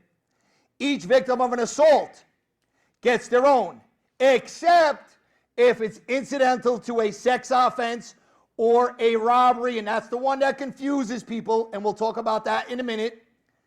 And then each additional person injured in an arson, and they were injured by fire or explosive, gets their own 61. So with the arson allows, I word it so you can remember it. It may not be the way it says it in the book, but I want you to remember it. The arson allows for one injury. We assume when you set that apartment on fire, that person in there is going to get injured. So that one injury all goes on that same 61. Anybody else injured because of that arson, like in the hallway, people now they're passing out from smoke inhalation, and they fall and whatever, they cut their head. They're assaulted because of that arson. 6 people in the hallway, they each will get their own 61. All right? So the arson allows for one injury. Anybody else after gets their own. Now let's go to the one that confuses everybody. Each victim of an assault gets their own 61. Let's just take that rule by itself right now. If I come in here, taking this first row, I come in here and I assault all 8 of these people. And I leave. All I did was assault 8. How many 61s? 8. Very easy. Now, here is where this confuses a lot of people. If I assault all 8 and I rob one of them, how many 61s? 1. If I assault all 8 and I rob all 8, now how many 61s? 1. You see, some people said 8 because I said now. Don't fucking let the questions fool you. Here's the formula right now. Write it down. This is easy if you just remember this. Assault plus robbery or robberies will always equal what? No, how many 61s? 1. That's it. 1, 1, 1. And I gave you the example in class. Most of you will be precinct COs. You're reading the fucking 61s in the morning because that's what you're going to do. And we had this house party where 75 people were assaulted. You know what you want to see next? Just please, one person robbed, because now I just went from 75 61s to 1 61. That's what you want to be thinking on test day. So the formula is assaults plus a robbery or robberies. Your answer for how many 61s will always be 1. Now is the more confusing part. The assault mixed with the sex offense. Here's the formula. Assault plus sex offense. Answer this question. How many sex offense victims do I have? That's the answer that's the answer on test day for the number of 61s that will be required. So I come in here, I assault all 8, right? You got 1, 2, 3 ladies.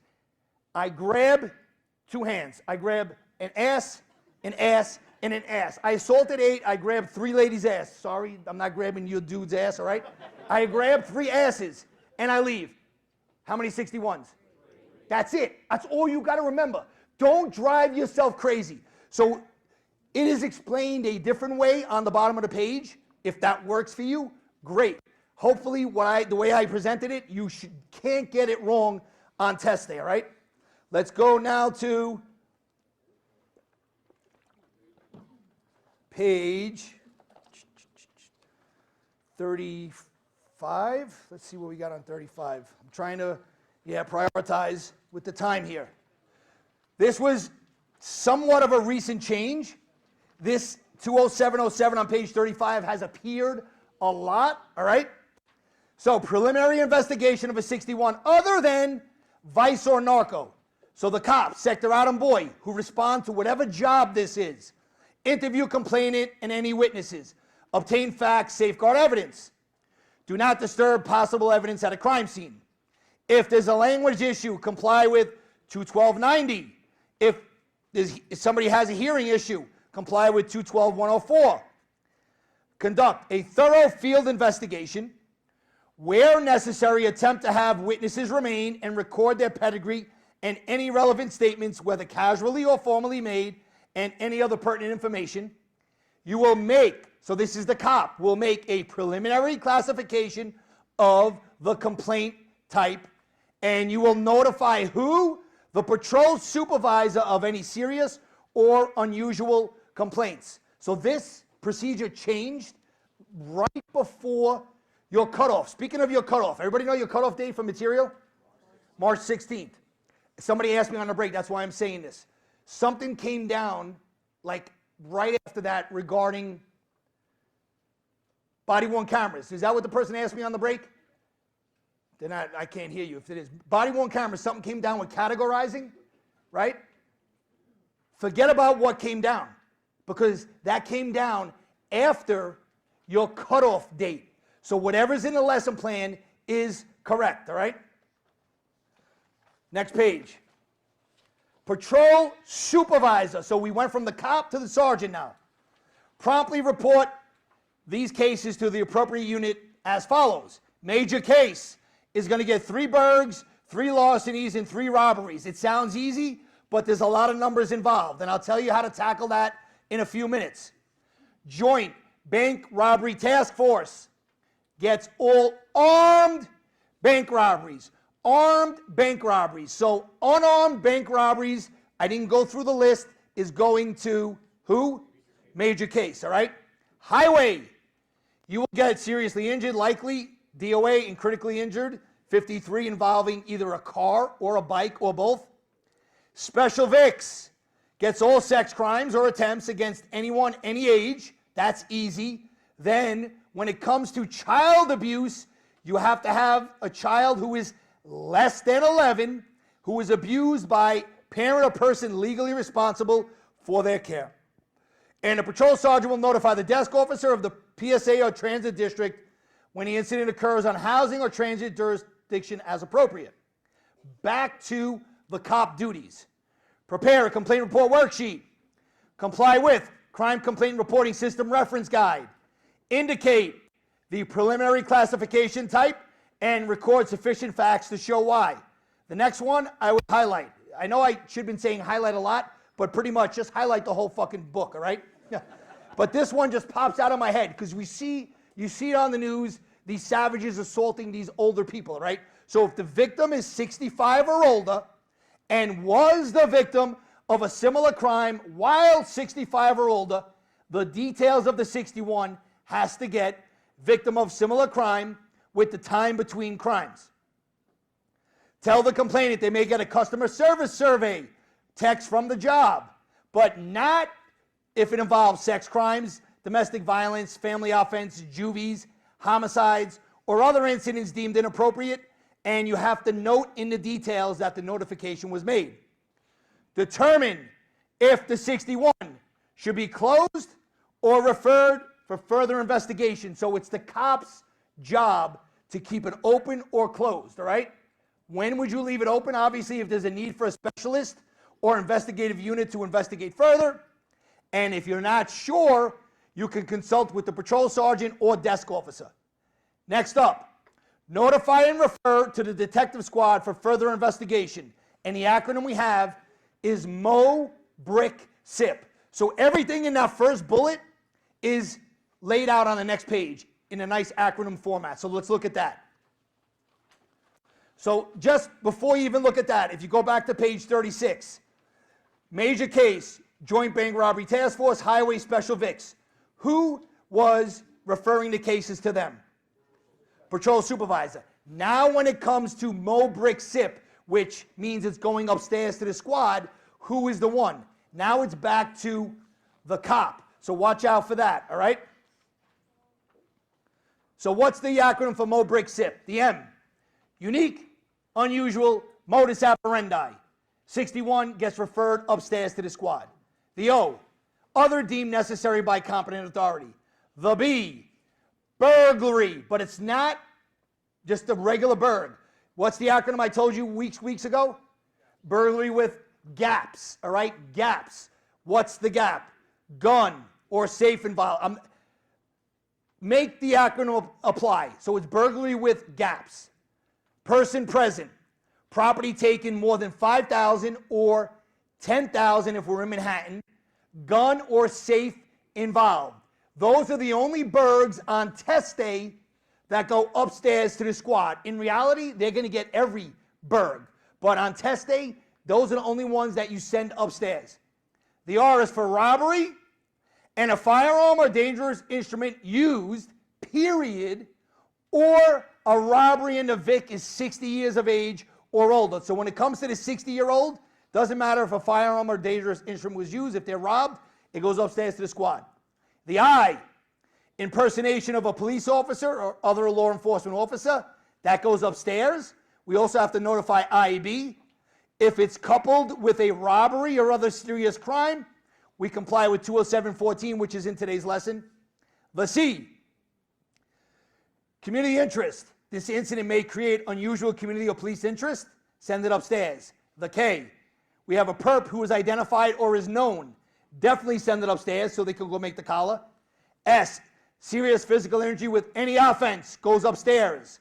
The I, identity theft, goes upstairs. We'll talk about that in a second. And the P is for pattern. Complainant was the victim of the same or similar crime in the last 6 months, goes upstairs. Or we have similar crimes have been committed in the vicinity, no time frame, goes upstairs. So, identity theft. Plain old regular identity theft goes upstairs. But it may go to Financial Crimes Task Force if we have one of the following. What does it say? Loss valued at $5,000 or more. Now it doesn't go to the squad. It goes to financial crimes. Or we have a pattern involving more than one NYPD precinct. It goes to financial crimes. Or we need their expertise, equipment, or resources for this investigation. We know it's going to go to financial crimes. So one thing I want to point out. This acronym mentions the same number, two different scenarios. 5,000. When it comes to the burglary, if somebody takes $5,000 exactly in a burg in Kings County in Brooklyn on test day, is that going to the squad? No. But if we have exactly $5,000 of identity theft, is that going to financial crimes? Yes. So be careful. See how 5,000 in the same fucking procedure kicks something off, and in the other scenario, it doesn't kick something off, all right? So out of this procedure, on the prior page and this page, we mentioned 5 different units where this 61 may be referred to. The squad, which was Mo Brick Sip, major case, which was on the prior page, joint bank robbery task force, highway, and SVU. What I recommend is know the acronym Mo Brick Sip when the 61 goes upstairs. If it doesn't fit into Mo Brick Sip, then where is it going? It should be going to major case, unless it's an armed bank robbery. You know where that goes. Unless it has to do with sex crime, we know that where that goes. Or it has to go to highway. Don't try and memorize the 9 times it goes to major case. Definitely know Mo Brick Sip, and on test day, if it doesn't fit into Mo Brick Sip, the answer should be major case, unless it's the armed bank robbery or going to highway or special VIX, all right? Under the acronym, the cop has to notify innocent victim or surviving relative if the victim sustained a personal injury, death, or loss of essential personal property, that compensation may be available as per the crime victims compensation law. Provide the victim or relative with the crime victims board information card. Check the box under victim info on the 61 worksheet that the victim or relative was notified. And if you're unable to make a personal notification, the detective will do it and note it on a DD5 informational. The cop will notify the desk officer upon completion of their investigation and deliver the 61 worksheet and complainant's report of lost or stolen property identity theft, if one was done, as soon as possible, and then make an entry in their digital activity log of the details of the complaint. Next page. Desk officer now. And we're going to finish with this procedure. You will carefully examine the worksheet for accuracy, completeness, and scrutinize closely for the following. Required notifications have been made. Proper referral of active cases have been made. Also ensure proper jurisdiction code and proper classification. Sign the scratch 61. Have the command clerk enter into Omni. Omni will automatically assign the next number. Now it says MOS will enter into Omni from the worksheet. I'm not a big fan of what things used to say because that may be in your head, but that's what it says right there. I'm not going to mention the actor. Carefully examine, ensure necessary captions are complete and accurately transposed from the scratch, and documentation accurately reflects the crime classification. Take corrective action as necessary. Finalize, which is sign off in Omni if accurate and complete. Ensure the MOS complies with current complaint reporting procedures. Instruct MOS, especially those with recurrent or serious mistakes, in proper preparation. I don't even know if they would go this deep. I think they would go to the acronym where 61's going. But there I would be careful because I may fall for training sergeant. When it says instruct MOS, when they have recurrent or serious mistakes, it's the desk officer duty right here. Then it says monitor and follow up as necessary and advise the training sergeant of deficiencies. Let's go to page 41. We'll do one more procedure and take another break, and that's the last break. Bias. I think bias is important. I think it's been on every test. I'm just going off the top of my head. I didn't look at the chart. There's a lot of bias incidents that happen throughout the city a few times a week. It's all over the news. Good chance you may see it, maybe not, but something like this, you have to know it in and out, all right? I'm not going to go through the definition of what a bias incident is. I mean, we should be able to figure that out. It's right here. You can read that on your own. I want to get into the actual bias procedure itself. So the cops evaluate condition, take police action appropriate to stabilize the area if necessary. Determine if you have a possible bias incident, and if you do, request the patrol supervisor to respond. So we leave it up to the cops, in the cops' hands, to determine if it's a possible bias. If they determine it's not bias, this procedure is over. Basically, the way it is structured, all right? So if the cop determines it's bias, then you request the patrol supervisor. Patrol sergeant, determine if additional personnel is required to stabilize.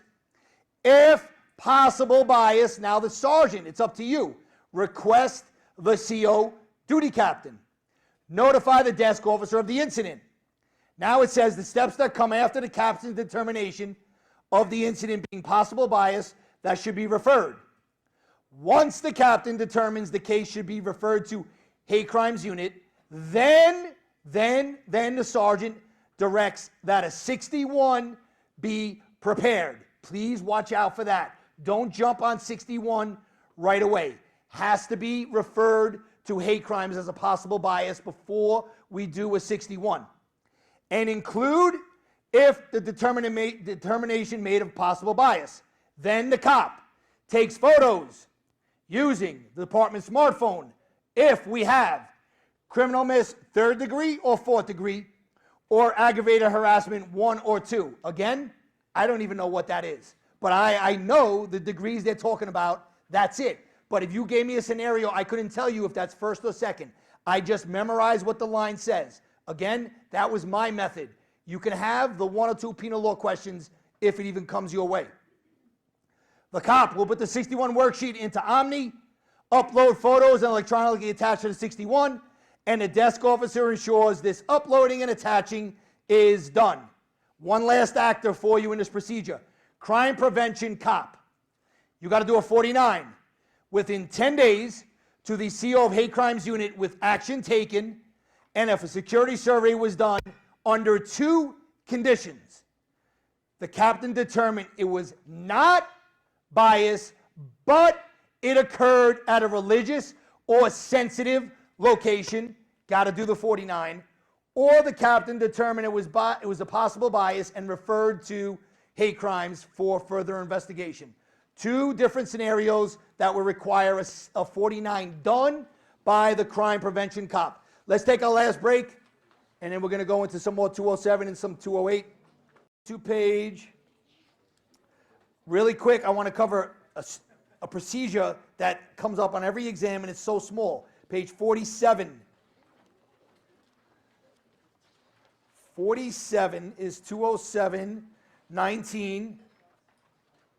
Yeah, actually, it was on every exam except for the last sergeant exam, but I still find it very, very important, all right? Please do not get this wrong. On the bottom of page 47, there is only 3 bullets, and if you combine it, it's one fucking sentence. You can't get this wrong. It's just like the question that reporting corruption, when you see Mayor's Executive Order 16 of 1978, what's the answer? Inspector General or Commissioner of Investigations from DOI. One of those guys or girls is the answer. Here, you can't get this wrong. So, theft from a department locker or attempted theft. Somebody tried to break in to somebody's locker. The victim. You are going to who? What does it say?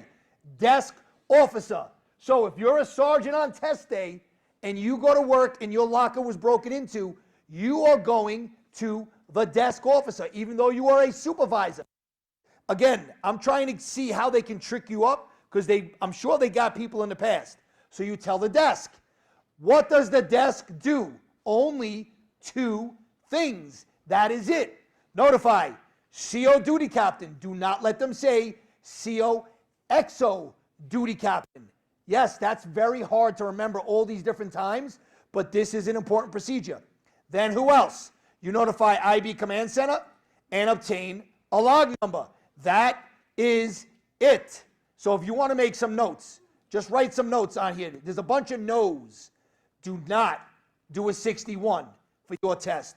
Do not take photos. Do not do a 49.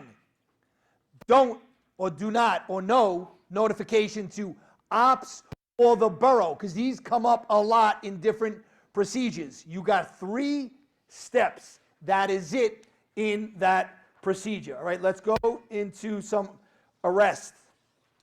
Page 55.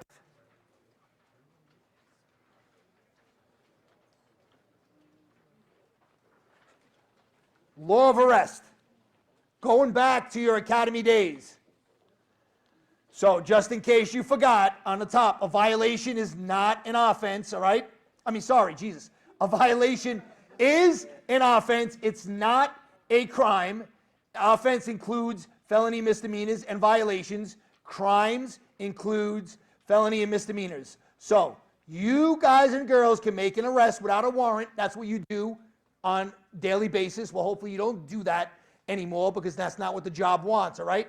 But you can make an arrest without a warrant, which is a summary arrest, based on reasonable cause to believe, same as probable cause, all right, as follows. If somebody commits a crime, a felony or a misdemeanor, it doesn't matter whether it was committed in or out of your presence when it comes to a crime. Where can you make the collar? Anywhere in New York State. And it says you can go beyond New York State if you're in close pursuit. So think about what that says. Now, don't try and confuse yourself with vehicle pursuit procedure. That's different, even though we mentioned pursuit. I don't think they would combine those 2 procedures. So let's just use an example. It says you can go beyond New York State if you're in close pursuit. So you see a petty larceny in the 1, 2, 3. You go to lock them up, they jump in a car, they take off, you're in close pursuit. On test day, for that misdemeanor, if they drive into Jersey on test day, can you still pursue them? Yes, you can. In reality, if you do that, you're probably going to have a problem, especially if you're in a 1, 2, 3, you're going to probably be working in the fucking 5-0. Not a good idea, all right? For a violation, what's the rule? Has to be committed in your presence and in your geographical area of employment, the 5 boroughs. Where can you make the collar? county of occurrence or adjoining county. Now, when it comes to close pursuit, it says you can go beyond the adjoining county if you're in close pursuit, but you must stop at state lines. You can make an arrest with a warrant addressed to you or somebody of the NYPD as follows. If it's issued by the big courts, New York City Criminal Court, District Court, or Superior Court judge sitting in a lower court, you can collar anytime, anywhere in New York State. If it's issued by the little courts, which is a city court, town court, or a village court, you can collar anytime, but only in the county of issuance or adjoining counties. Let's go to page, I'm skipping around. Just because I'm skipping doesn't mean ignore it at home. You got 2 weeks before you come back to read books 1 and 2 in and out. In and out, read them, all right? Let's go to, I want to go to searching, page 63, 20805. You got 3 different types of searches. First up, you got the frisk field search. Immediately after apprehension, before or after cuffing, it's a methodical external body examination made by sliding hands over the body, feeling for weapons or objects with special attention to the waistband, armpit, collar, groin areas. Unusual objects are removed. It's bold, but please know it. Gender does not matter when you are in the street. They asked it on a prior exam. 2 ladies working, collared somebody. One of the choices was call over sector boy because they had a male cop working. No, ladies, you are going to search the male and vice versa, right? Now it's a little different when we're at the house. Police facility search. Search of a person in clothing, same gender as defendant. Removal of outer garment is permitted. Includes wigs, ties, shoes, socks, wallets, handbags. Now we have some new stuff introduced. When I say new, it wasn't around for the last exam. If the arrestee has a mobility disability requiring a wheelchair or a scooter, we ought to recuff them in the seat, frisk their lower body by sliding hands up each leg and under their buttocks, palms up. So you're actually grabbing the cheek, palms up, all right? That's what it says. For the device, now you slide your hands palm down under the butt and over accessible areas. Then you transport the arrestee to an ADA, Americans Disability Act compliant precinct. Next page. Once we're in the house, we're still talking about this person in a wheelchair or something like that. If they use a wheelchair, a limb, or crutch, ask if it's safe to remove and ask for consent. If consent is given, identify an appropriate seating area to move the arrestee for a thorough search. Thoroughly search the device, including all attachments and compartments. If consent, but they're unable to lift themselves out of the chair or remove the device, we ought to call EMS to assess. EMS will assist with the search or remove the arrestee to a hospital as necessary. When we're done, return the device as long as it is safe to do so. You can also use a handheld metal detector. If not safe to return the device, comply with 21008 holding pens, and they should be lodged in an ADA compliant cell. And look at the little box on the right. Contact legal if mobility disability arrestee refuses to be searched. I would never jump on legal if this guy or girl in a wheelchair says, nope, you're not searching me. But that's a great little hidden fact in this procedure. All right, next type of search, strip search. That's any search where undergarments, bra, underwear, etc., and or private areas are exposed or clothing is removed, lifted up, or pulled down to expose undergarments or private areas. It's not routinely done, only with the knowledge and approval of who? AO's immediate supervisor, or if we're downtown, borough court section supervisor. The AO must describe the factual basis for the request to the above supervisor. The approving supervisor is responsible for ensuring the strip search is conducted properly. No strip search will be conducted once we make a decision to void the arrest or release them on a summons. So it doesn't say it, but read between the lines. DAT, can you strip search? Yes, you can. Voiding a collar, no. Summonsing, no strip search. No subsequent search unless reasonable belief the subject has acquired weapons or contraband. Disagreement. This was asked on a prior exam.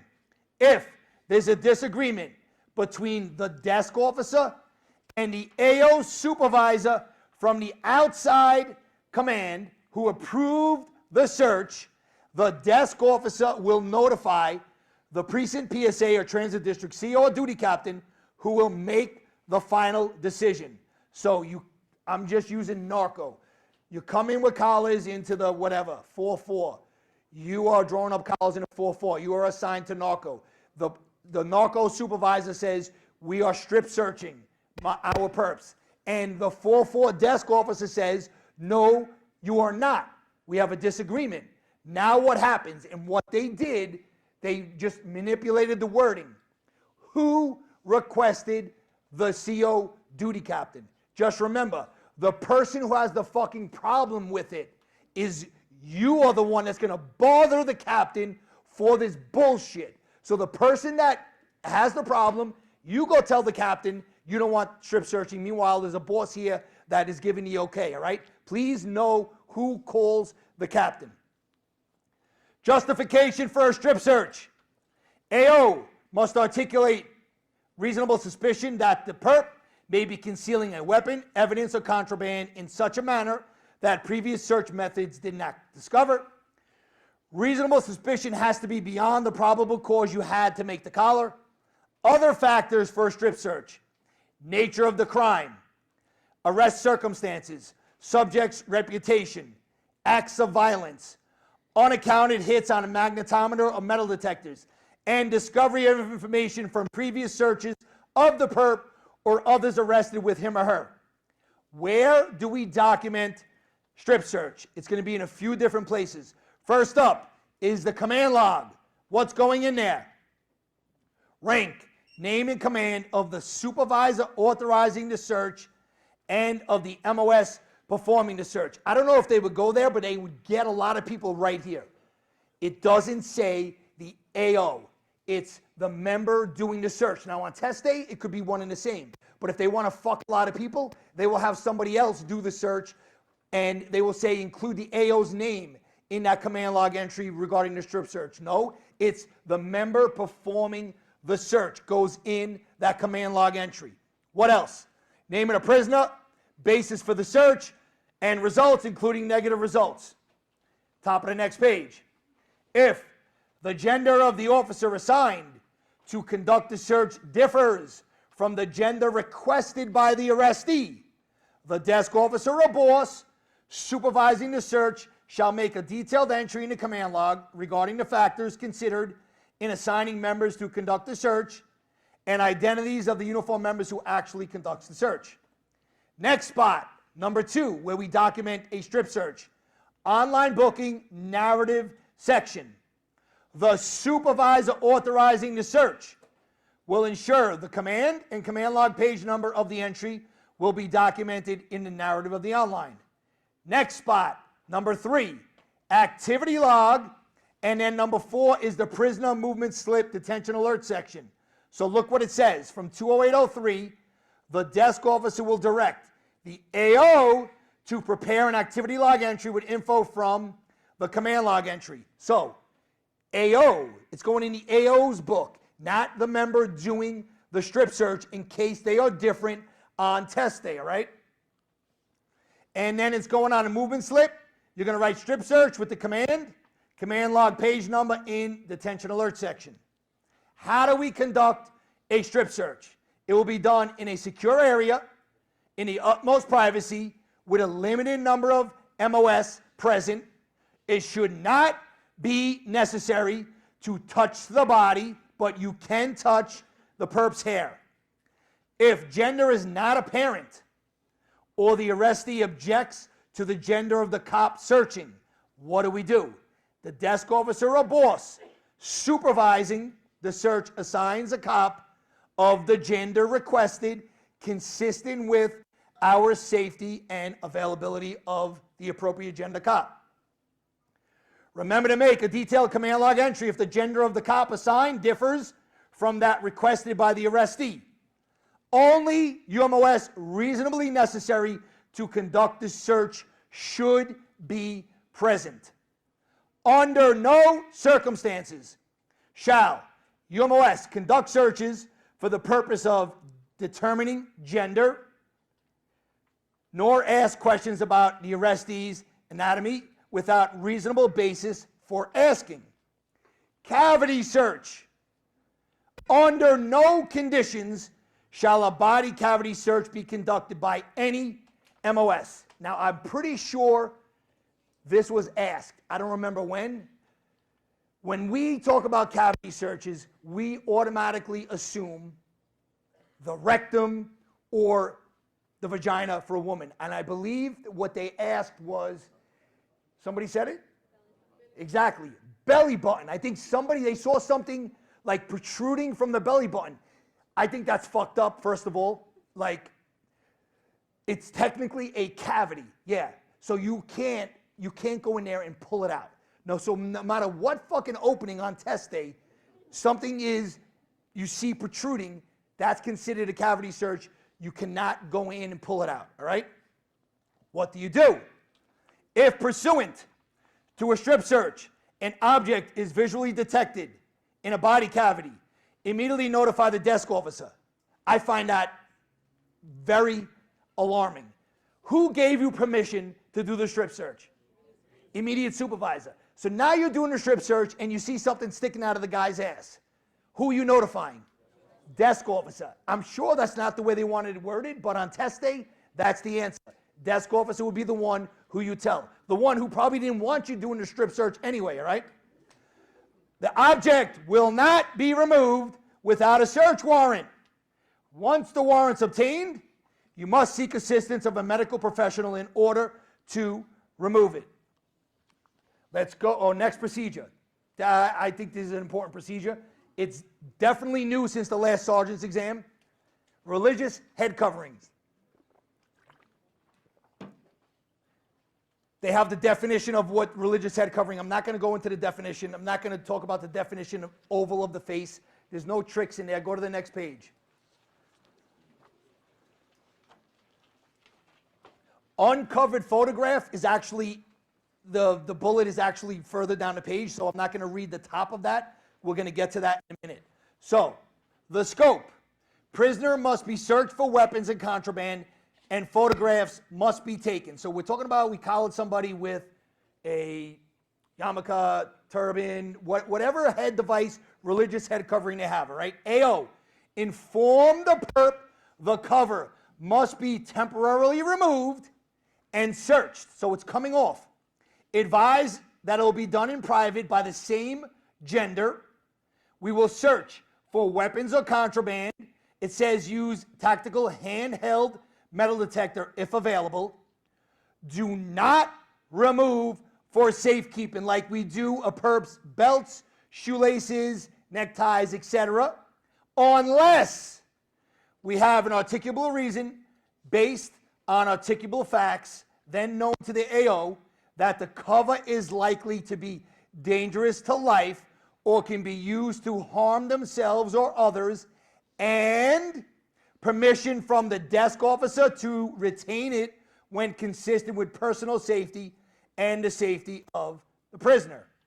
Desk officer, approve, disapprove the removal and retention for safekeeping or evidence. And we have a little call out there, unlike strip search, where the captain makes the final determination. Here it is the desk officer. No mention of immediate supervisor. It's the desk officer's job here.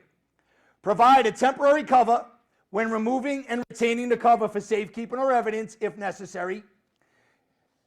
We will voucher as evidence if reasonable suspicion the cover is material to the investigation, and we make a command log entry with the reason we did it for safekeeping or if disapproved.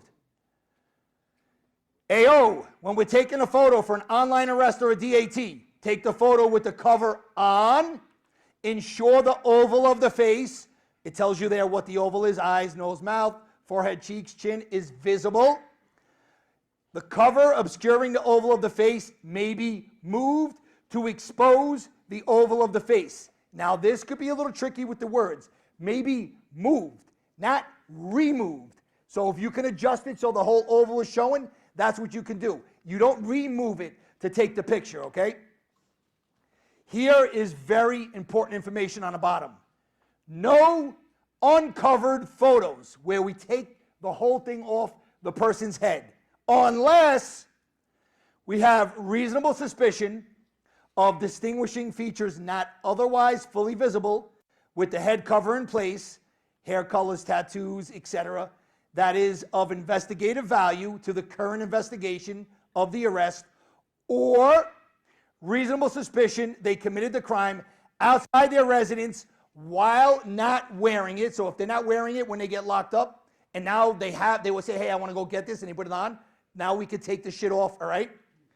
If we must take an uncovered photo, look at what we have to do. Transport the perp to the borough court section, where it will be done in private, same gender. Uncovered photos will not be taken at the command of arrest. I think that's great test questions right there. Top of the next page. Desk officer now, if an uncovered photo must be taken, you will notify the borough court section supervisor and make a command log entry with the reason and name of the borough court section supervisor notified. Then you will inform the borough court section. They didn't mention supervisor there. Just inform somebody down in court of the gender, and you will direct the AO or the escorting cop to transport to borough court section as necessary to complete the arrest process. Now, the remaining steps in the procedure of the borough court section, so you don't need to know what they are, but the additional data has 3 bullets here. Every effort should be made not to prolong detention beyond what is necessary to take official department photo while accommodating prisoners' sincerely held religious beliefs. You may seek the help of clergy or an interpreter, if appropriate, to help the perp understand the need to remove the cover. And we have questions or additional guidance, we go to the legal bureau. Let's go to page 70. Live scan. This was asked a few times. UMOS, when you're going to print somebody, you will generate an arrest number in an online booking system and get a checked digit number, which goes on the top right corner of the worksheet. The check digit is necessary to operate the live scan. If the check digit was not recorded, it says you can retrieve it through BADS. If for other authority, it says the top charge is appropriate for other authority code, ensure a NICID number is assigned by either printing the perp on live scan, or if printed by the respective federal agency, a dupe is generated and immediately delivered to the NYPD ID section along with a copy of the online. Appropriately trained investigators from the New York State Attorney General's office are allowed to use our live scan machines. So when you're going to live scan somebody, or print somebody, I should say, ensure defendant's hands are dry and clean. Good luck with that. If they're excessively dry, use the pre-scanned pads. Good luck finding those. After each prisoner, clean the machine with authorized material, Windex with ammonia D, and lithopads, which we get from the quartermaster. Don't leave the fingerprint box open, indicate scar, missing, etc. Check the transmit queue to ascertain if prints are transmitted. Next page. It's bold for a reason. Live scan processing should not exceed 3 hours from the time of arrest unless there is some type of emergency. All right, we're at the boss now. Desk officer or supervisor at the arrest processing site. Authorize and override after 4 attempts and make a command log entry with the reason why. Once the boss concurs, the rejected print is the best you can get because crackheads don't have no fucking fingertips left, right? The live scan operator logs the rejection in the live scan. So we have to try 4 times. Live scan machine should remain on and the scanner covers closed when not in use. Recalibrate at least once per tour to ensure prints are acceptable to the ID section and Department of Criminal Justice system. Routine operational problems, it says for us to call either the Borough Court section or CJB, Criminal Justice Bureau, during business hours. Technical problems, we call ITB Service Desk 24/7. If we have suspicion of intentional damage, the desk officer makes a command log entry and initiates an investigation. If we have evidence of intentional damage, this will result in immediate investigation and appropriate action. No actor attached to that bullet. Here's a great test question. Prisoner refuses to be printed or is going to the hospital. Desk officer, immediately notify the Borough Court Section supervisor with the name, arrest number, fax control number, time of refusal, hospitalization, admission number, and be guided by them. If you follow the arrow, it says the Borough Court boss will instruct the desk officer to ask again after all other paperwork is completed. If the perp says yes, print them on live scan, and we're going to note the compliance in a minute. You're going to see where we document everything. So, first time we asked him, he said, nope, I'm not getting printed. We call the Borough Court Section boss. We document the refusal. The little acronym they have for you is in the CPR. Command log entry, prisoner movement slip, and refuse prints report. Then, after we're done, we ask them again, hey, you want to get printed? Nope. Now what do? We're going to document it again somewhere else. Now we must place leg restraints on the perp and have the prisoner lodged at the Borough Court Section and again documented in those 3 spots. Even though you use leg restraints, you must still rear cuff the perp. And if extenuating circumstances preclude leg restraints, the desk officer makes a detailed command log entry saying why. Let's go to, oh boy, time. Page 74. There's a lot of important shit in here. Please do not neglect. You guys and girls have to cover this stuff. So 1st and 3rd platoon arrest. Let's talk about the midnight guys and girls who make collars. I'm going to use a tour as an example. The traditional late tour, 1st platoon, 2315 by 0750. It's still that tour, right?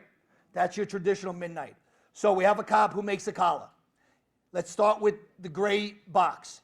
If the cop returns from court within 6 hours of the next midnight tour, so we collar at 3 in the morning, wraps around, works through the day tour, and now comes back and does not have 6 hours before their next midnight. Let's say they came back at 1900 hours. Obviously, that's less than 6 hours. The cop has 3 options. If you slide over to the box on the right, the white box, you can finish your tour in the station house, obviously, no patrol. Or you can say, you know what? I don't want to do the midnight. Let me do a day tour, which never happens because you guys just go to sleep, and that's what we should let you do. Or you can submit a 28 and have your tour off. Next scenario for the midnight guy or girl. Makes the collar but works through the next tour and into the next midnight tour. So you make the collar 5 in the morning, you all day in court, the day tour, 4 to 12, you're still drawing it up. You come back, let's say, at 1 in the morning. Now, what are your options? Again, you can finish your tour, non-patrol in the station house, or you can drop a 28 for the rest of the tour. You cannot say, hey, let me do a day tour. Why? Because you already started your fucking midnight, so you can't now do a tour change.